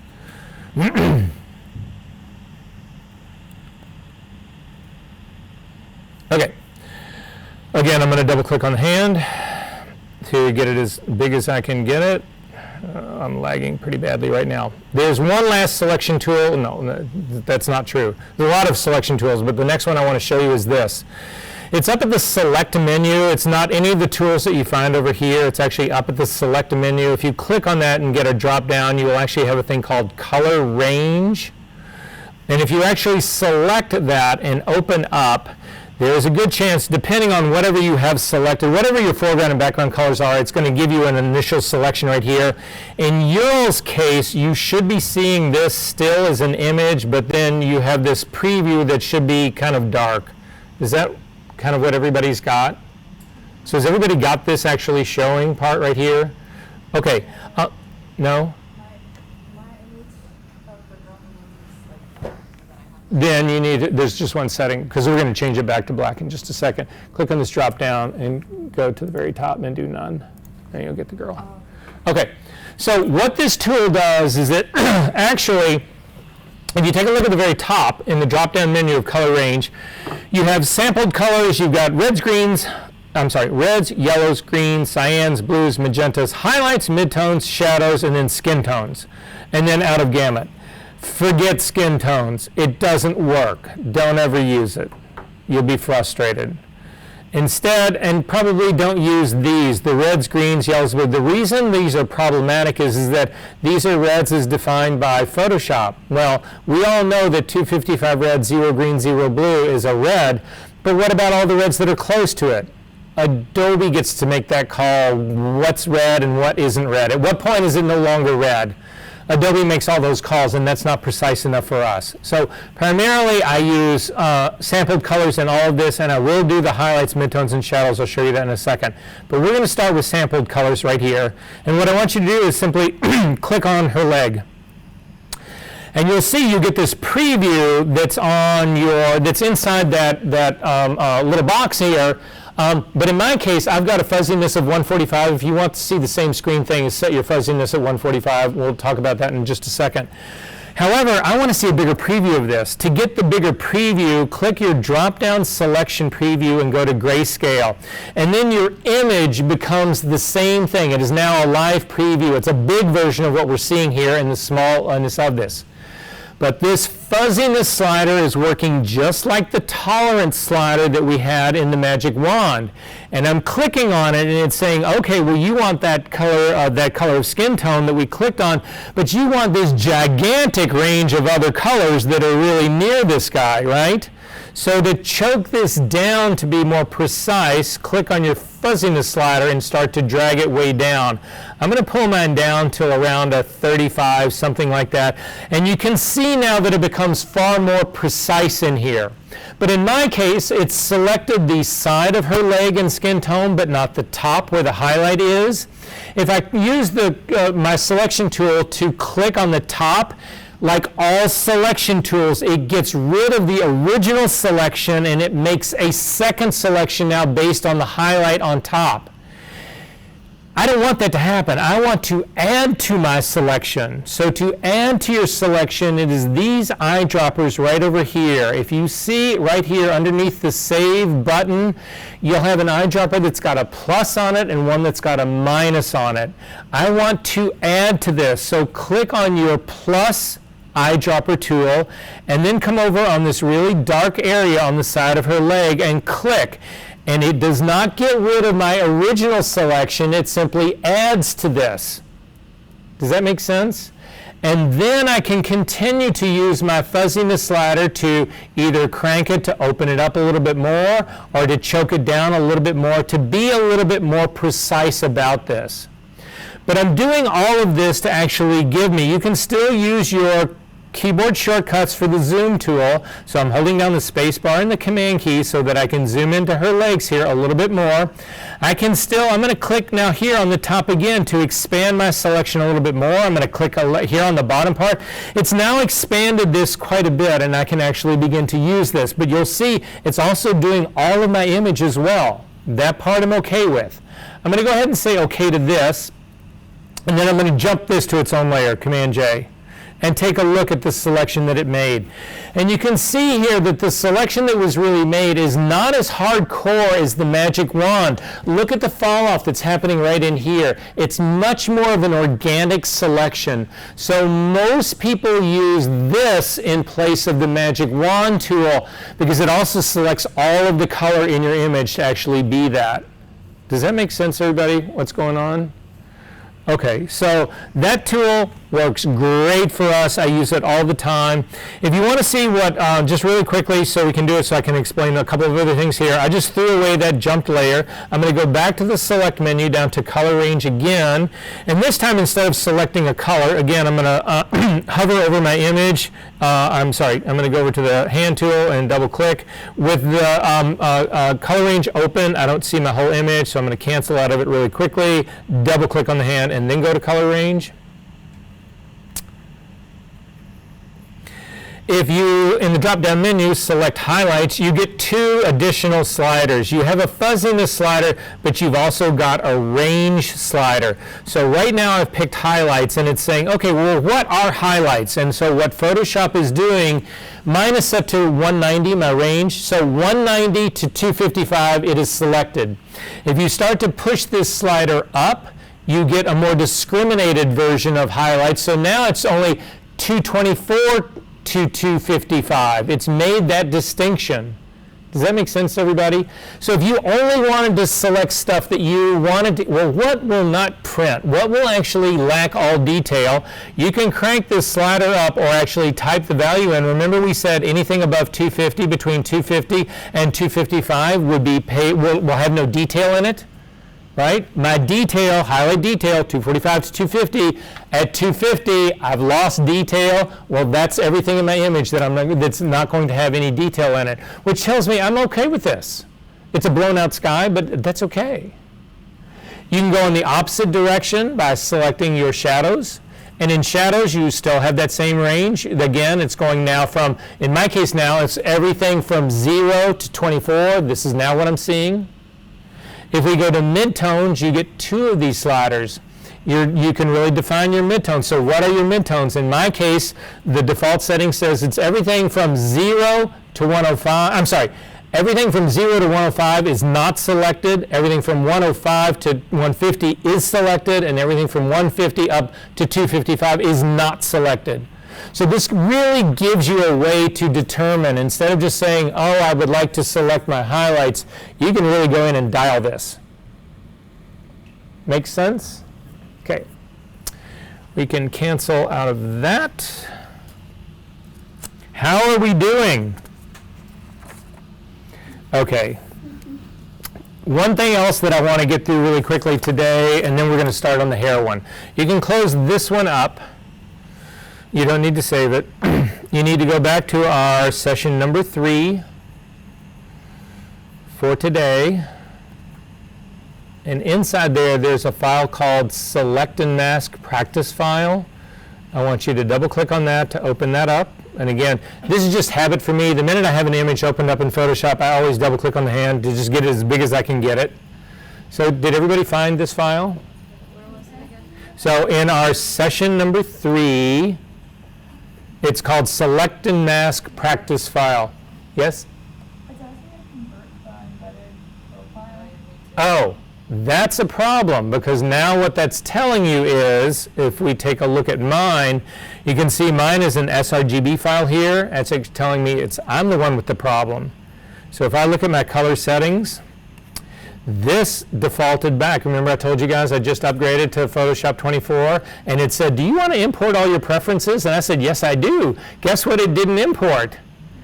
My color setting, and I wouldn't have known that if it wasn't for you. So thank you for doing this, because I should have gotten that warning if mine was set up correctly, right? Who in this room did not get that warning? It's a problem for all of us, so we're going to fix that right now. We're going to change this from North American General Purpose to North American Pre-Press 2. We're going to say OK to that. Then we're going to close this file and reopen it. Which one should I click then? Yeah. What are we? So I'm going to get right there with you, hopefully. So I'm going to get there, and it's going to say, okay, you've got this mismatch, which is exactly what I want to know. In our case, you can simply use the embedded profile. Again, we're not dealing with anything. If I was going to use this image to actually do other work in something that I typically work on, like if I was going to composite this in, my workspace is always Adobe RGB, so at that point I would say convert it. But in this case, it won't matter. Okay, so double click on the hand. So if you unclick or click on the eyeball on the top layer, you'll see. So it's a picture of a profile of a girl on a background, probably in the studio, and then there's a beach scene that's actually behind it. So in our case, we're going to use the Select and Mask workspace to see if we can separate this. This was some of the first sort of in computer artificial intelligence part that Photoshop was actually designed to use to try to make this process a little bit better. Because right now, of all the tools that we've got, if I said to you, sure, go in there with the lasso tool and select that hair, you'd shoot yourself, right? No, that's just not going to happen. So anyway, Select and Mask, actually, and Quick Selection Tool is another thing that happened in here that might help get us started. So we're going to go in the Select and Mask workspace to explain what really goes on there. So I've got the top selection, the top layer selected. To get to the Select and Mask workspace, if you have any selection tool picked, so if I've got like the lasso tool or the marquee tool, whatever, you will actually see a button up here that says Select and Mask. But if you don't have one of those tools, let's say you've got the Move tool selected or a Brush tool selected, you don't see that up here, but you can get to it using the Select menu. So go up to the Select menu and simply come down to Select and Mask. And it will open up. This is now in its own workspace. We're not really in Photoshop anymore. We are in a workspace that is attached to Photoshop, but we've zipped out into our own separate Select and Mask workspace. You'll see that the toolbars have. Real quick, why am No. I not seeing the background? Hold on. So when we get to that thought, no, I should get there really quickly. Let me just explain a little bit about what's going on around here. We have an abbreviated set of tools on the left, and we've got a lot of palettes and properties that are on the right. The first thing you need to set up to use this tool to match, at least the way I'm going to start with mine, is the view. If you click on this view, you'll get a drop-down menu, and onion skin is the one that should be on by default. So if you select onion skin, What you should see is sort of like part of the figure and part of the background. However, transparency controls how much you see of either one. If you've got 50% transparency, you see exactly half of each one. If you take your transparency slider and you go all the way up to 100%, you see nothing but the background. If you go all the way down to 0%, you see nothing but the figure. Anywhere in between, you'll get varying degrees of this. And the reason they give you this variation in here is that a lot of times if you have really strong differences in tonality, you'll have one image that dominates the other one too much, and this allows you to fine-tune that so you really feel like you're getting this half and half, so to be able to see that part. Make sense? So, to begin with, to use this tool, so that's actually what I do on this. You've still got the hand here that you can actually double click on the hand and it'll give you your image as big as you can actually see it, which again, I prefer.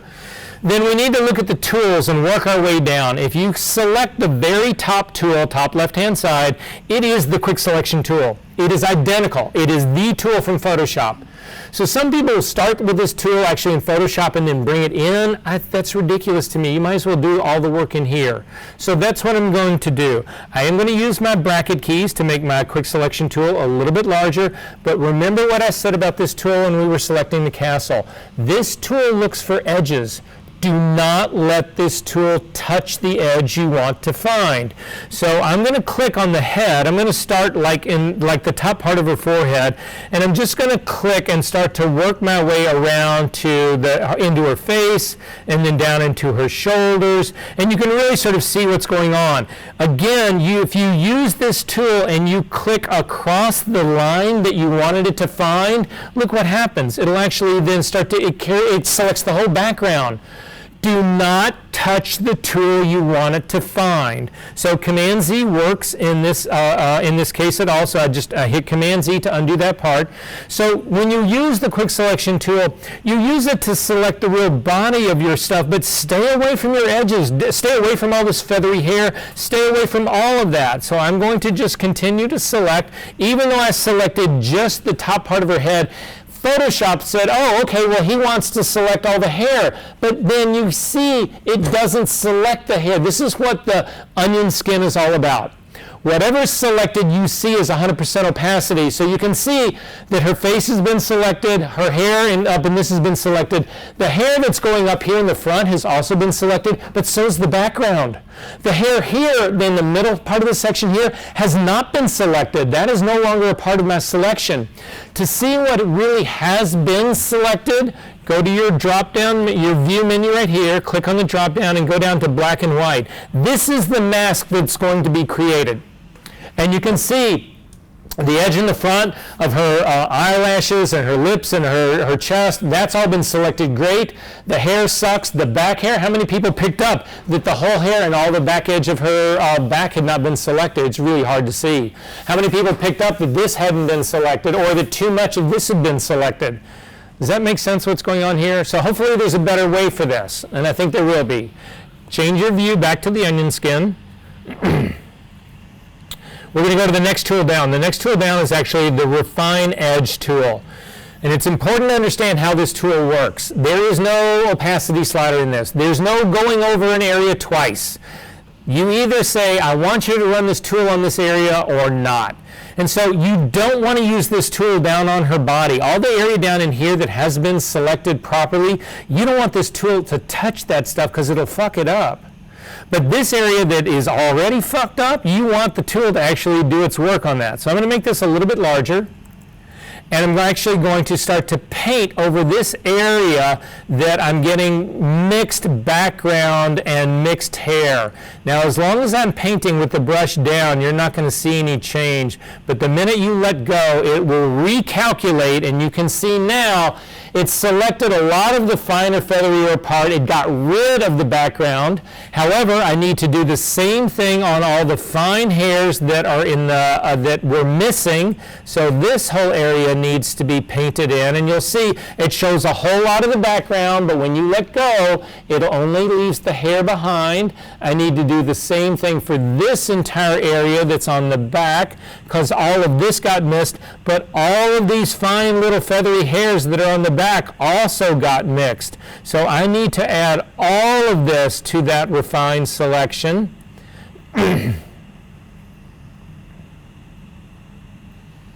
And now if I can see anything that's missing in here, I would actually go after it again.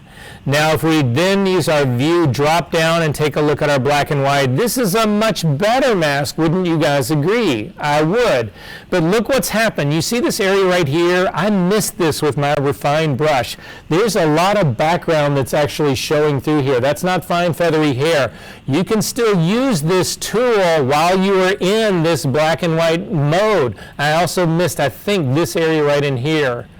Yeah, maybe not so much. And then I missed the area that's on the very back, the nape of her neck. I missed that whole thing as well.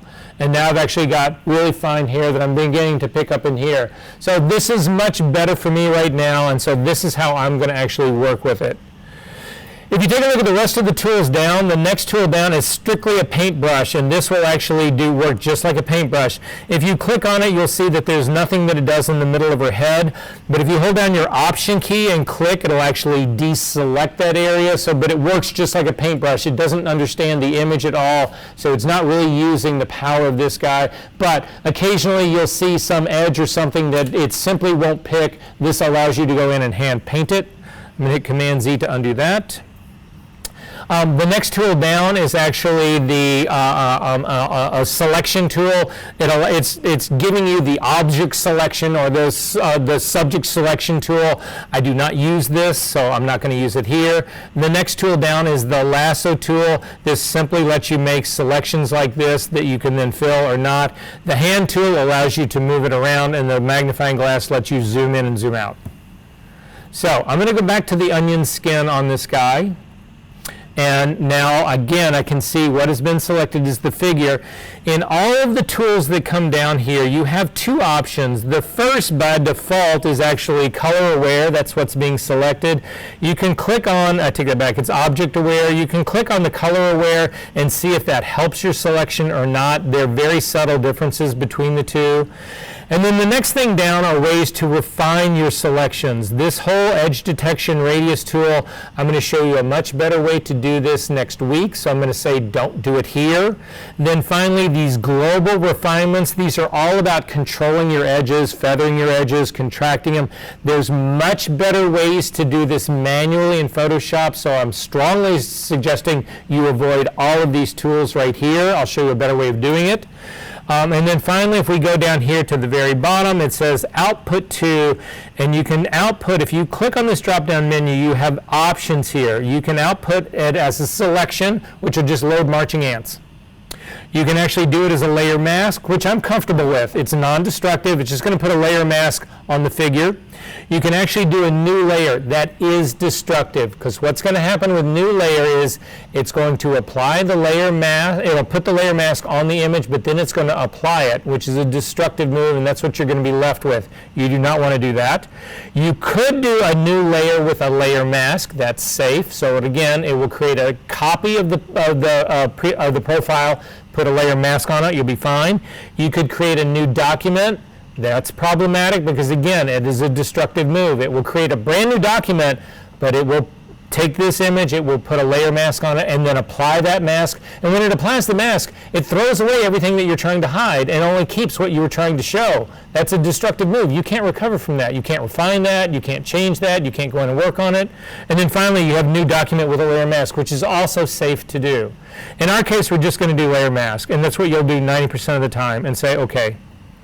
And so this is now our composite. And if you take a look at it, we got a layer mask on this figure, and that's what's allowing the background and this two to actually combine together. If you want to see what it looked like without the layer mask, hover over your layer mask, hold down your Shift key and click on the layer mask, and it puts a red X on it, and then you don't see the mask anymore. You see what the image originally was. And this is a great way to go back and forth to really sort of see, well, am I missing certain hairs? What am I missing in this? And you'll see that there's some feathery hair up here that you're missing, but it's just a way to check that whole part out. If you want to see what the mask looks like and actually work on the mask, hold down your Option key and click on the mask, and then you just see it.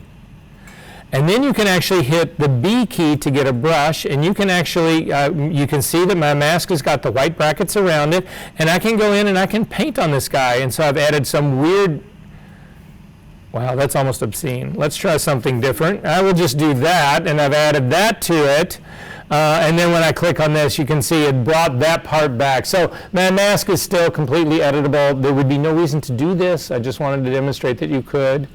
Is this making sense to everybody? Are we good on this part? Okay. We can close this one up and get to the meat of what today was really all about. So, I've got a half hour to get through this, and I think we can do this. I know this is long and hard and all that, but this is directly related to your homework, and this will change your life, I'm hoping. So, the file that I want you to open is this Hair Fantasia. It's a copyrighted file, but it comes off of again, if you did the old version, what LinkedIn Learning used to be was Lynda Learning, or lynda.com. There's a guy on there, Deke McClellan, again, really good person to look at for information, production value information. This is an exercise file from him, so this is already coming from an educational workspace. It still is, so blah, blah, blah. I feel comfortable using this, and it gives complete credit, copyright to the person who shot this picture. So, Lise Gange. Thank you, Lise. Double click on it and bring this into Photoshop. It will open up as an already baked file. This is not a raw file, that's why we didn't go through Camera Raw. And it comes in and it's basically a picture of a girl on a somewhat white background. It's not a perfectly white background. But our job is to actually knock this out. That's what we're going to try to do in here. So, the first thing is, most of you guys are aware now that there is a select subject part in Photoshop. To get to it, if you don't have a selection tool, if you've got, again, one of the selection tools, we still only get select and mask, but some of them you will actually get select subject. If you come up to the select menu, though, and come down to subject, it will actually allow you to select the subject. And you get the marching ants that go around this guy, and let's just see how good this whole thing worked. So the marching ants are around the guy. I'm going to simply add a layer mask to this image based on the marching ants. So at the bottom of your layer palette, make sure again that you got the background layers, the layer that is actually active, because I want to put this layer mask on that to hide the background. That's that's the goal here. So I'm going to click on, it's the icon at the very bottom of your layers palette that's a square, white square with a rectangle with a circle, a dark circle in the middle of it. Click on that, and it actually applies the layer mask. And isn't that beautiful? And you too can make $2,000 a day if this is the kind of work that you do. No, just kidding. This, you don't even get the 9-hour minimum hour retouching job if this is the kind of work that you can do. So again, there's a serious problem with this, and I think that's pretty evident what it is. Now, that's not to say that you should not try select subject. There are times where it works like a miracle, but you're never going to know until you try it. Hold that thought. Yes? So go back to the very beginning in history to when you just opened the file on that state. Make sure that your top layer is active. Yeah, it just needs to be the one that's active. And then go up to the select menu down to subject. And then just add the layer mask. Don't do anything else. Don't make another layer. Don't do anything else. Just add the layer mask. Yep, pretty ugly, right? So this isn't going to work for us. Now, there's a million ways we could try to go after this. There's Quick Selection Tool. There's the Select and Mask Workspace, the thing that we just did. It did a much better job of selecting that girl's hair. But I can tell you now from experience, unless they've just changed that radically in this new version of Photoshop, it's still not going to do fine enough work for you to command $2,000 a day. We need something better than this. So I'm going to throw this mask away. And this, hang on first, though. This is what you are going to hear me harp on this all the time. I don't know who taught you this, and maybe not all of you learned this, but I know more than half of you did. Everybody learned that, okay, I've got a layer mask on here, and now to move forward, I'm going to throw the layer mask away, and I'm going to apply it to this image. So this is what I see this all the time. So you're going to see in my notes for assignments, do not apply a layer mask, do not apply a layer mask, do not apply a layer mask, do not apply a layer mask. At the middle of our semester here, I'm going to start flunking you if you apply the layer mask. It is destructive and there's no reason for it. There is no value to it. All you are doing is slamming a door that you can never go back in. And this is what I mean by it. Grab that layer mask and actually drag it down to the trash. And it's going to say, do you want to apply it, delete it, or cancel this? If you hit cancel, it just goes back and still leaves the layer mask on there and nothing happens. If you hit delete, it just throws the layer mask away, which is what we want to do, but it leaves the image unharmed. If you hit apply and turn off the background layer, this is what you've just done to your image. And there's no recovering from this. If you save this file, close it, and open it back up, this is your file. No recovering from that. Catastrophic. Don't do that. If you've done all of this, for those of you who changed preferences to be the same as mine, you hold down Command Option and hit Z once and Z a second time. It'll bring you back to your whole selection. If you didn't do that, just hit Command Z, Command Z, Command Z, and it'll take you back to this area right here. If you can't remember any of that or it didn't really work for you, I'm going to hit Command D to deselect. Simply go back to Open in your history state, and this is what the image looked like when we opened it up. We good on that part? But here I just delete it. Just hit delete. It just gets rid of it without doing any damage. While we're on this, we need to change another preference here really quickly that we don't have changed. Up in your history palette, if you look at your history, make sure that the history tab is selected. There's the little menu to the right of it. Click on that menu and come down to history options. You would think they would call this preferences and you would think there would be a preference folder for it. There isn't. I don't know why. Anyway, you need to make sure that automatically create first snapshot is selected. It is by default, but you also need to do automatically create new snapshot when saving, and then finally show new snapshot dialog box by default. You need those three things selected and then say OK, and now your history is set up correctly. You'll see why we're doing this soon. Okay, so what's my goal in this? My goal is to actually, yes? Okay, so the history palette, the little three lines, the menu that's to the right of it. See, look up at my screen, see where I am? Yep, click on that, come down to history options. Make sure you have the top two selected and also the show new snapshot dialog by default.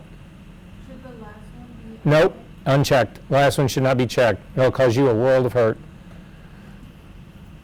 Are we good on this? Okay. So, my goal in this is to separate the background from the figure. And guess what I'm going to use to do that?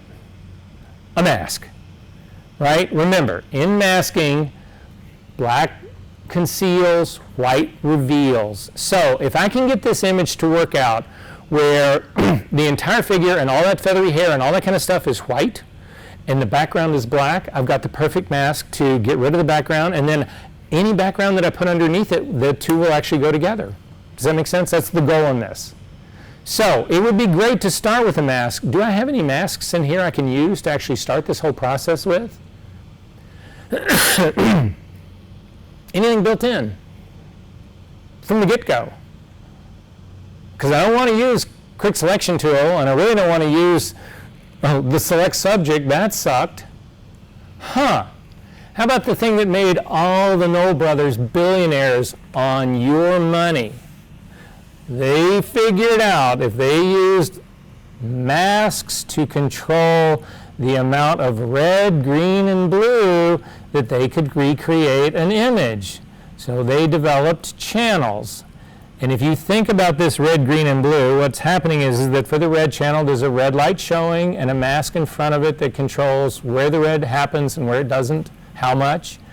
Another one for the green and another one for the blue. So I have three masks already built into here from the beginning. And I'm going to look at them. So click on the red channel and just take a look at it. So what I am looking for in this first mask, this beginning mask, is I'm looking for, number one, what's my biggest challenge? Is it her skin?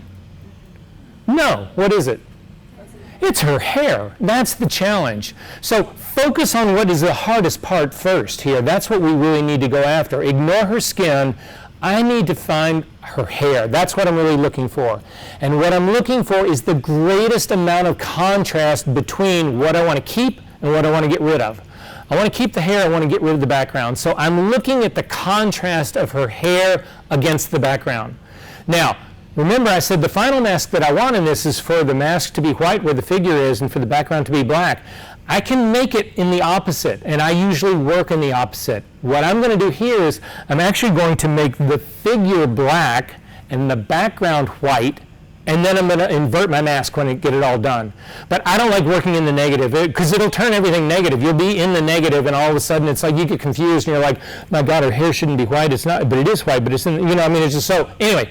Just realize you can go either direction with this, and then once you get the mask that you want, you simply invert the mask. Command-I inverts the mask, and you're off to the races. So that's how this one's going to go down. So anyway, I'm looking at the red channel, and what I'm looking for, again, is contrast between her hair and the background. So I'm looking at the red one, then I'm going to click on the green one, and what happened? Well, when I clicked on the green one, the hair actually got lighter.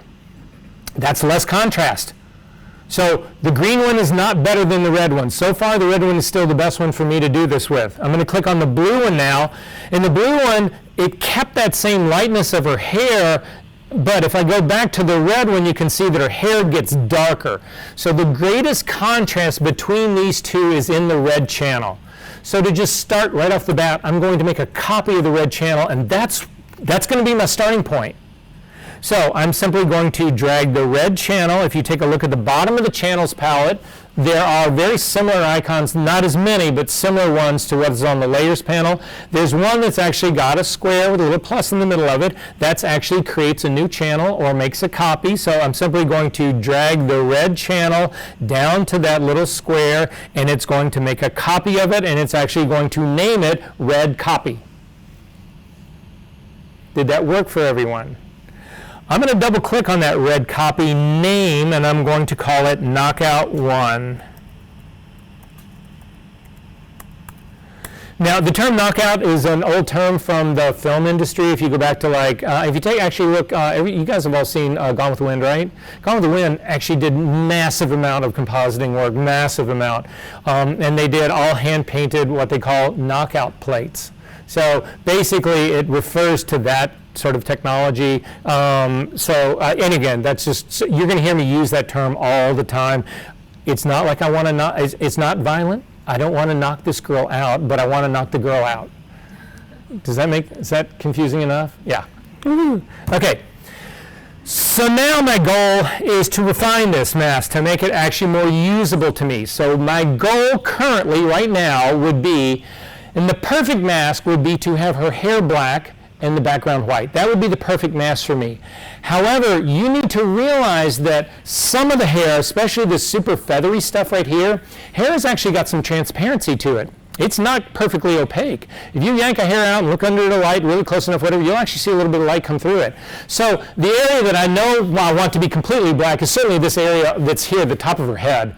That's a massive amount of hair. There's no light, there's no background that should be coming through here. But I need to be very careful about the feathery hair over here. If I am too aggressive with making my mask, what will end up happening is that the girl will end up looking cut out like with a knife. I won't have any of that organic feathery quality. This is going to make sense to you guys in just a second. So I need to pay attention to that. I need to be aware of that part of it. This is not just trying to make some Andy Warhol cutout of this where everything is either in or everything is out. There is transition, and transition in a mask are different opacities of black, right? Or middle grays, all of that. That's what controls transparency for us, right? All right. So to do this, I need everybody to zoom into kind of the same place that I'm going in. You see these curls that are over, if we think of our face as a clock face, I'm looking around 3 o'clock. I'm going to, again, use spacebar command. I temporarily will get the tool, and I'm actually going to zip in here, and this will be a good area to look for right here. I'm going to look in this lower area right down here. So again, if you, can you guys sort of, here, let me zip back out just a little bit.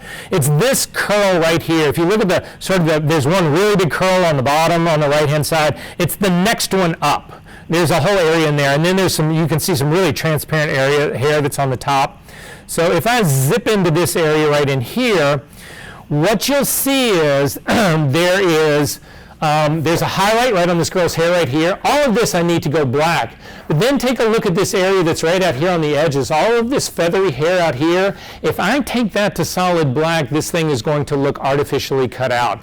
I need to keep this it can be a dark gray, but it should not be driven all the way to black, or your mask is just going to be too aggressive. Make sense? So the other thing to think about this is that I'm actually going to do this, I'm going to control this. I'm not just going to go in here and whip some curve on here and actually hope for the best in this. I'm actually going to control this. So to move this part of the image around without zooming in, zooming out, all of it, just hold down the space bar by itself and you will temporarily get the hand. And you can push this a little bit to the side because I want to be able to see some clear background that I can actually get to. So I'm going to take a look. I'm hovering over the highlight that's right in the middle of this girl's hair right here. I know I need this area to go black. However, if you look just above it to the left in the top right part up in here, this area up in here is already black. So if I make my judgment based on that area up there, I'm never going to get this thing down here to be black. So I'm looking up here, I'm getting my readout. It's reading in the mid-20s. If I come down here to that sort of like highlight on her hair, it's reading in the 40s. If I put a sample point down in that darker hair and take it to black, take it to 0, this area that's still in the area that I know it should be will not be black. So what I do is I pick the lightest of the tones that I want to go black. And that's this area in here. It's not this area up here. Does that make sense to everyone? Maybe it'll make sense here when you see our next move. So our next move is to actually put down control sample points so we can see what we're doing. So to do that, if you look at your tool palette and you come over, the eyedropper tool is the one that we were looking for, but you need to click on the drop-down menu for the eyedropper tool and you will actually see. Instead of the eyedropper tool, we are going to do the color sampler tool. This will allow us to put multiple sample points down. So I'm going to do everybody find the color sampler tool? I'm going to pick the color sampler tool and I'm going to come right over to this area of that lighter hair that I'm seeing in here, and I'm going to click once. And you'll notice I've got a 3x3 average for this. That was set up when we did the magic wand. And you'll see you get a readout. There's a sample point that's down. It's got a number 1 next to it. And you get a readout underneath your info palette that actually is a number 1 with the value of K. Well, K is the black ink from CMYK, because this is a black and white image, this part that we're looking at. It's a channel. You can have no color in channels. You only have grayscale in channels. So that's why it's giving me a value in K. K means nothing to me, though. It's a percentage of ink that's going down. I need something that I understand in here. So if you click, you'll notice that the eyedropper's got a little arrow that points down underneath it. If you click on that arrow, you can actually change this readout to be anything you want. And we want an RGB color readout because we're used to working in RGBs. And you can see, in my case, I get 38, 38, 38. Your number might be slightly different, but it should be somewhat close. How did you get that? Which one? Put down the point or change the readout? Oh, I see it. And then put it in RGB. Exactly. Because we relate to RGB, right? Okay. So that's giving me my black, or at least what I want to be black. And then I'm going to hold down my hand and I'm going to zip out here. I want to select the background, but you want to make sure that you're not making a mistake and getting where there's a little bit of hair or something like that. But you also don't want to pick a background that's like completely on the opposite side of the image. You want things kind of close to one another. So I'm simply going to click a point out on the background out on the side, and I get a second readout point, marked number 2, and you can see there's a little 2 on the point, and there's a little 2 right here on my readout on my info palette. It is also in K, again, a very light K, light amount of black ink, but that doesn't mean anything to me, so I'm going to click on that drop-down menu and change it to RGB as well. And now I have my goal. I want my point number 1 to be black and my point number 2 to be white. How would I do that? This is the thing that fucks everyone up, because you all know it. How about a curve? Or how about levels? Haven't you used curves and levels to adjust black and white points for like your whole career? All the 3s and 3 pluses Photoshop people in here just sunk to the bottom. You just lost a whole, you became a 2. No, I'm just kidding. All right, this is not an adjustment layer. You cannot come over here and put an adjustment layer on here to do this. You actually are doing this to a channel, this has got nothing to do with adjustment layers now. This is just impacting this channel. So to do that, you actually have to do it is destructive, but again, this channel, if I fuck this channel up, I can throw it away and start this whole process over again, and I haven't fucked anything up in my image, right? So to do this, you can actually come up to the image menu and you can come down to adjustments, down to levels, or you can simply hit Command L. It's the easiest thing to do. Command L brings up the levels dialog box and you can actually dial this stuff in. And I'm going to show you really quickly, don't do this, but I'll show you really quickly what I mean by over-aggressive mask.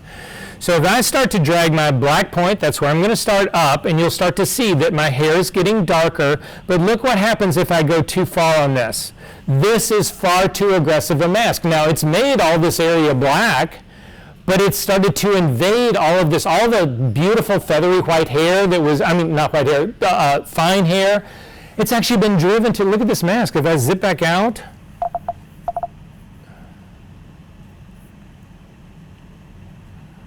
that's not the mask you want. Way too aggressive. So again, I'm just going to hit Command Z to undo it. I'm going to zoom back into this area again, Command L to bring up the levels dialog box. Now here's the trick. If you look at your info palette readout right now, this has changed. Those points now have two sets of numbers. The numbers that are on the left side are the original. The numbers that are on the right side are any changes that we're going to make. So you can actually see the change that you make numerically. Now, right now, they're the exact same number because we haven't done anything. But what I'm going to do is I'm going to actually start taking my black point and I'm going to start sliding it up so that this number, my number 1 here, starts to go down to 0.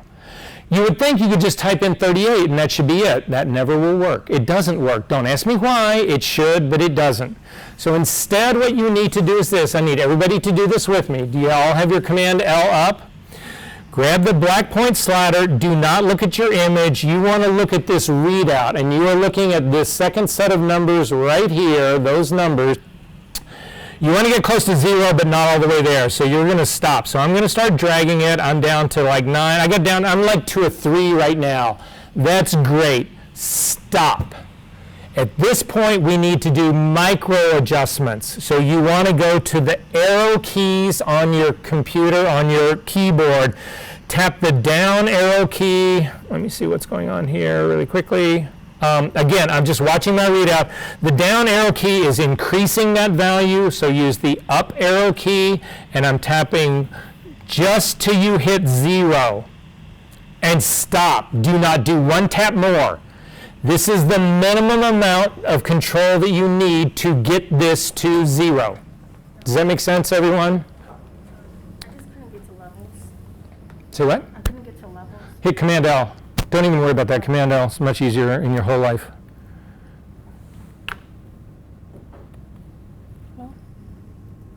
Hit Command, okay, you're in the right place. Just hit Command D to make sure you don't have a selection going, and then Command L.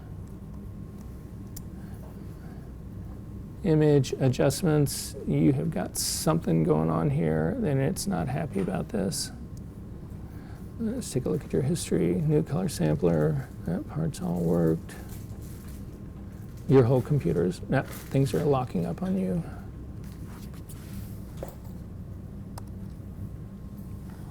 All right, save this image right now. Okay. So just do a save, quit Photoshop, and start it up again, okay? All right, so we've got the black where it is, but look at exactly what I said. I've got a 40 here instead of 38 to actually get those to 0. So don't think you can just enter those numbers. We're going to do the white point now. Again, I'm looking at now the after values of my white point right here. We're going to grab the white point and start to pull it towards the center. You want to get close to 255, but you want to stop short of it. Go to your arrow keys. It's now going to be the down arrow key, and tap just to get in. So now I've got the minimum amount of adjustments. When you do the white point, or when you do the second one, you need to revisit the first one because changing either of these can impact the other. So go back and re-reference and look, did this change my black point at all? And in my case, it did not change my black point. But now look at the quality of this edge. This is why you get paid $2,000 a day. Look at this. This is insane. So we need to change a couple of things about this. The first thing we need to do is use your preview button. Turn it on and off, and you can see the change that you're really making, the wholesale change that you're really beginning to make here. Now, when I do this, if I take a look around, I can still see there are areas in this image that have got highlights on her hair that are much lighter than where I really want to be in this.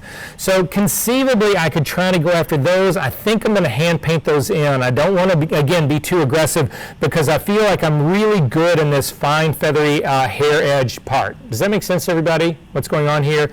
So I'm feeling good about this. I'm going to go ahead and say okay. But now I do need to fix these areas that are actually, number one, the areas where I've got highlights that are on her hair and her skin and all of that kind of stuff. I need to refine this mask. Now would be a great time to go to your tablet.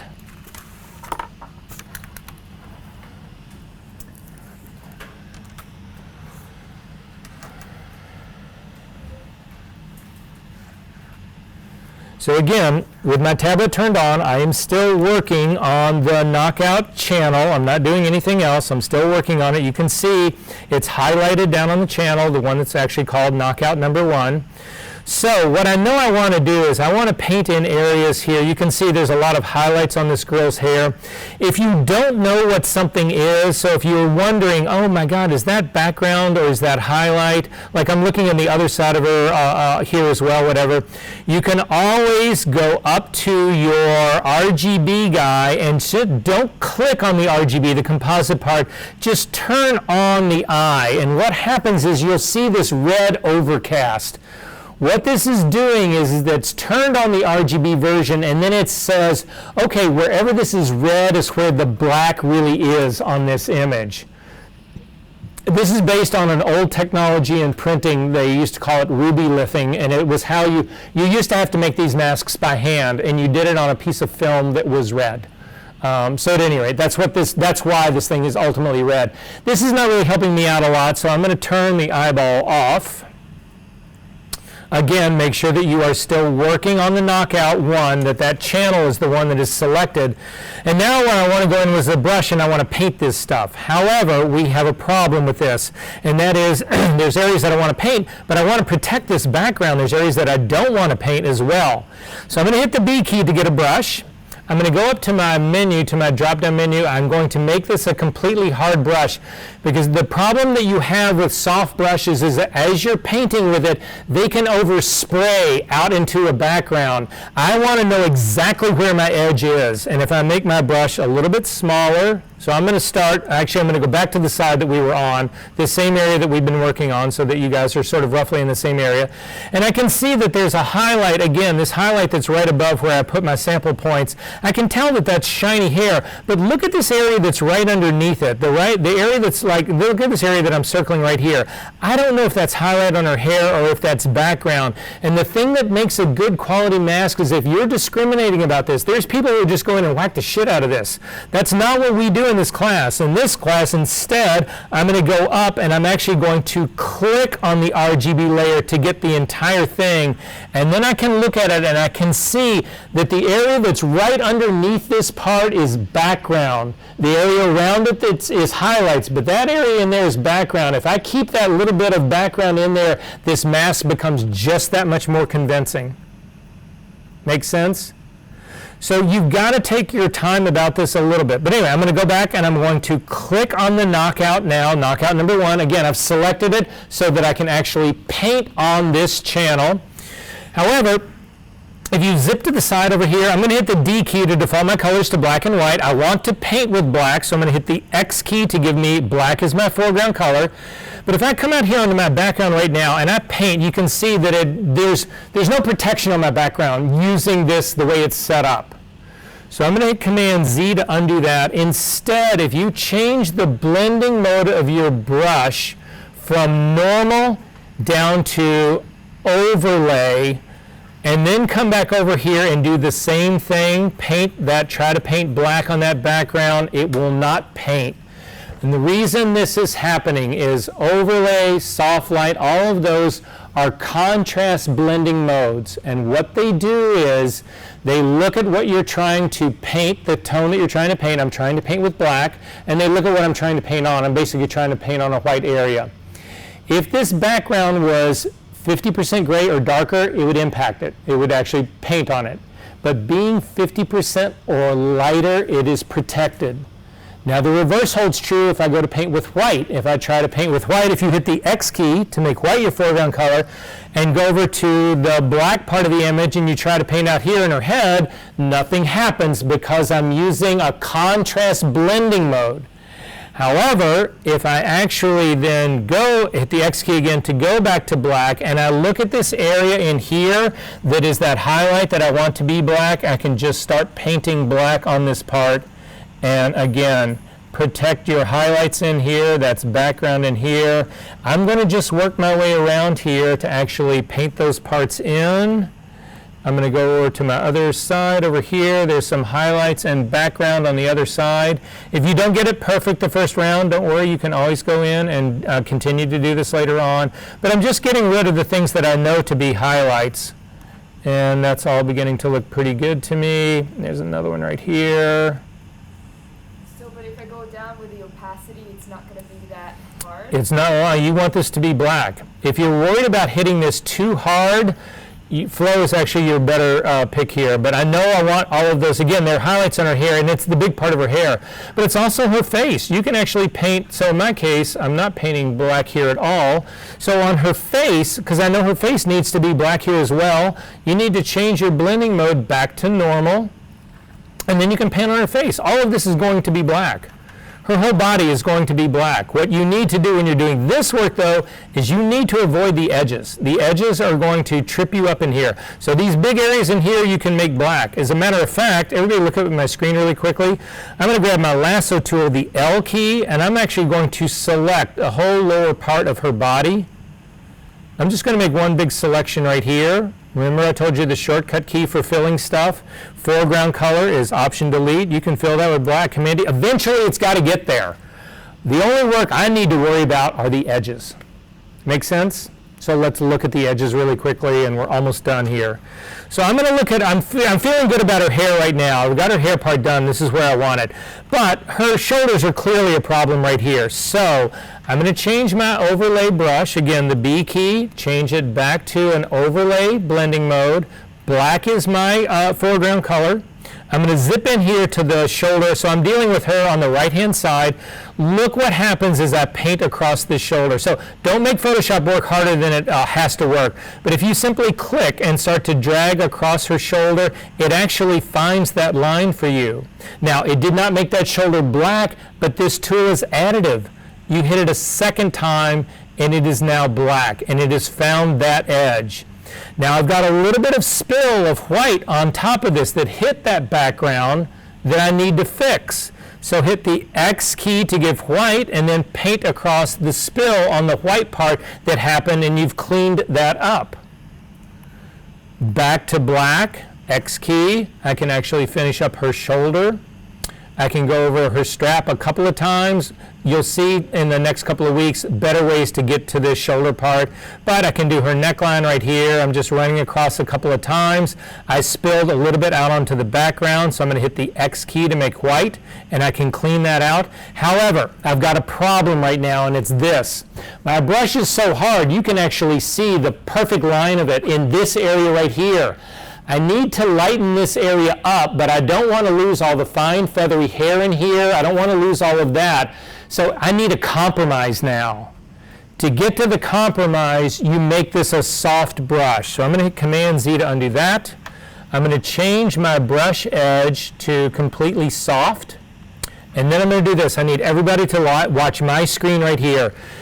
There's whiteness that I need to actually fill in this area, but I don't want to destroy all of this beautiful feathery hair. So I'm going to hit this one edge right here because I know that that part needs to be done. But now I'm going to make my brush a little bit larger. I'm going to get close to this because now a soft edge is only affecting part of this hair. You'll see, I'm going to click here and pull down into the white area. So I'm going to click and pull down, and you'll see that took off a little bit of that featheriness, but didn't kill it all. But it did kill all it did take my background to be white. So I'm clicking and pulling out, clicking and pulling out. Yes, is that destroying a little bit of that hair? Yes. Will anybody ever know that? No. And I've still got that feathery quality. Does that make sense, everybody, what's going on here? Are there questions about this? Yes. I have a question. I think I skipped this step. All my shoulder is like all white. So you're painting with white. Are you using overlay blend mode? Yeah. And is your foreground color black or white? My foreground's white. You need it to be black. You're painting this figure to be black. So you probably want to go back in history to undo all of that work so that you don't have to repaint it all. Go back to the letter. So go back in history to when you first started doing your brush work. You'll lose all the stuff that you did in the hair, but yeah, go back to where you did a deselect and you start doing your brush work. Make sense? You don't need to worry about this. This is not actually part of your homework. But we can go from this point on. Okay, so this is basically where I'm at right now. And again, I'm taking a look at this. I don't have, again, we've got 2 minutes to finish this up. We've got 1 minute actually to finish this up. And I want to show you guys where we are at in this whole process right now, just so that it makes sense full circle. Because I don't have the rest of her body selected, but I have her hair selected, and we can decide did that work or not. Ready? So to do that, typically I would make a copy of the background layer. So I'm going to go back to my background layer. I want to be able to work on the whole thing, so I'm going to select my RGB channel. I'm going to copy my background layer just because I'm paranoid, Command J. I'd always keep a virgin copy of whatever I'm working with. Now I want to put a color in between my old background and my new background, so I'm going to select my background copy. I'm going to then click on an adjustment layer, and I'm going to add a solid color adjustment layer between my two images. And I'm going to just do cyan. So I'm picking like a light cyan color, and I'm just going to say OK to that. That's what I want my new background color to be. Now if I turn off this top layer, you'll see it's just a solid color that's cyanic. Make sense? I'm going to come back to my image layer, my copy. I'm going to make it active because I need to put the layer mask on it. I'm going to then scroll to the bottom of my channels palette. I'm going to hover over the thumbnail. Again, don't select knockout. If you select knockout, this is what you get. That's not going to help you. You hover over the thumbnail, hold down the command key, and click. That loads that work. That knockout channel has now been loaded as a selection.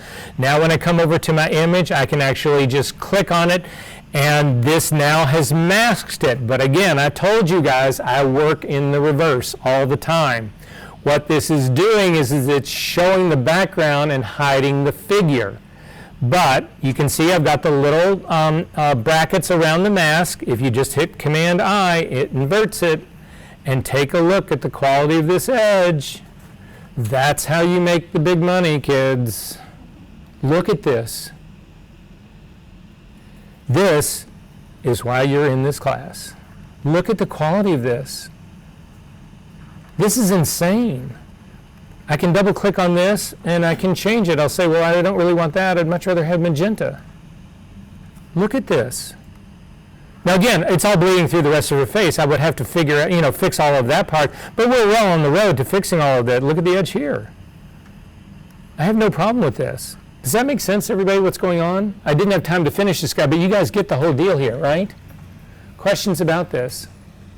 Okay, so the last thing, give me 2 seconds, just to show you. You can read all about this in the assignment. This is what the assignment actually is. I just want to make sure everybody understands it.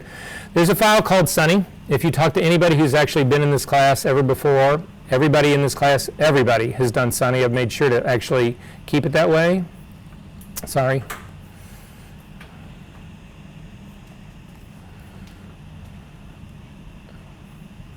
So with Sunny, there are 4 things that you need to separate out. You need to make a selection that only shows the blue background, a selection that only shows the sweater, a selection that only shows her skin, and a selection that only shows her hair. In the skin selection, you don't need to get rid of the eyes or the teeth. You get where I'm going with this. So again, you'll end up with 4 layers. Every layer will be a complete layer with its own layer mask on it.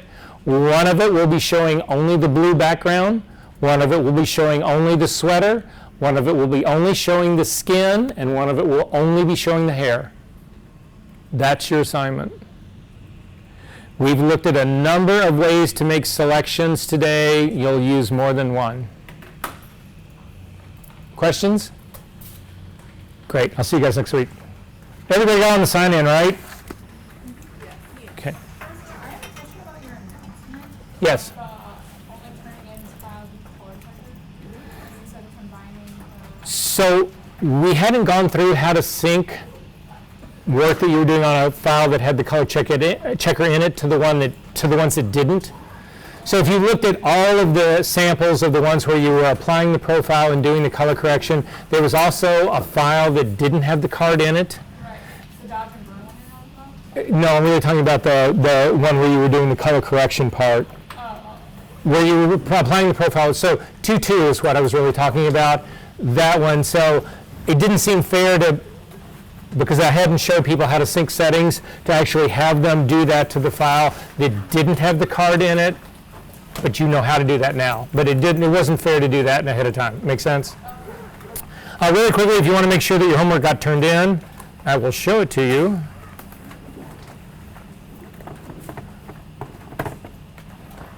So this is what I got. So everybody take a look. I'll go back the other way. So if you don't see your stuff, I don't have it. Is everybody good?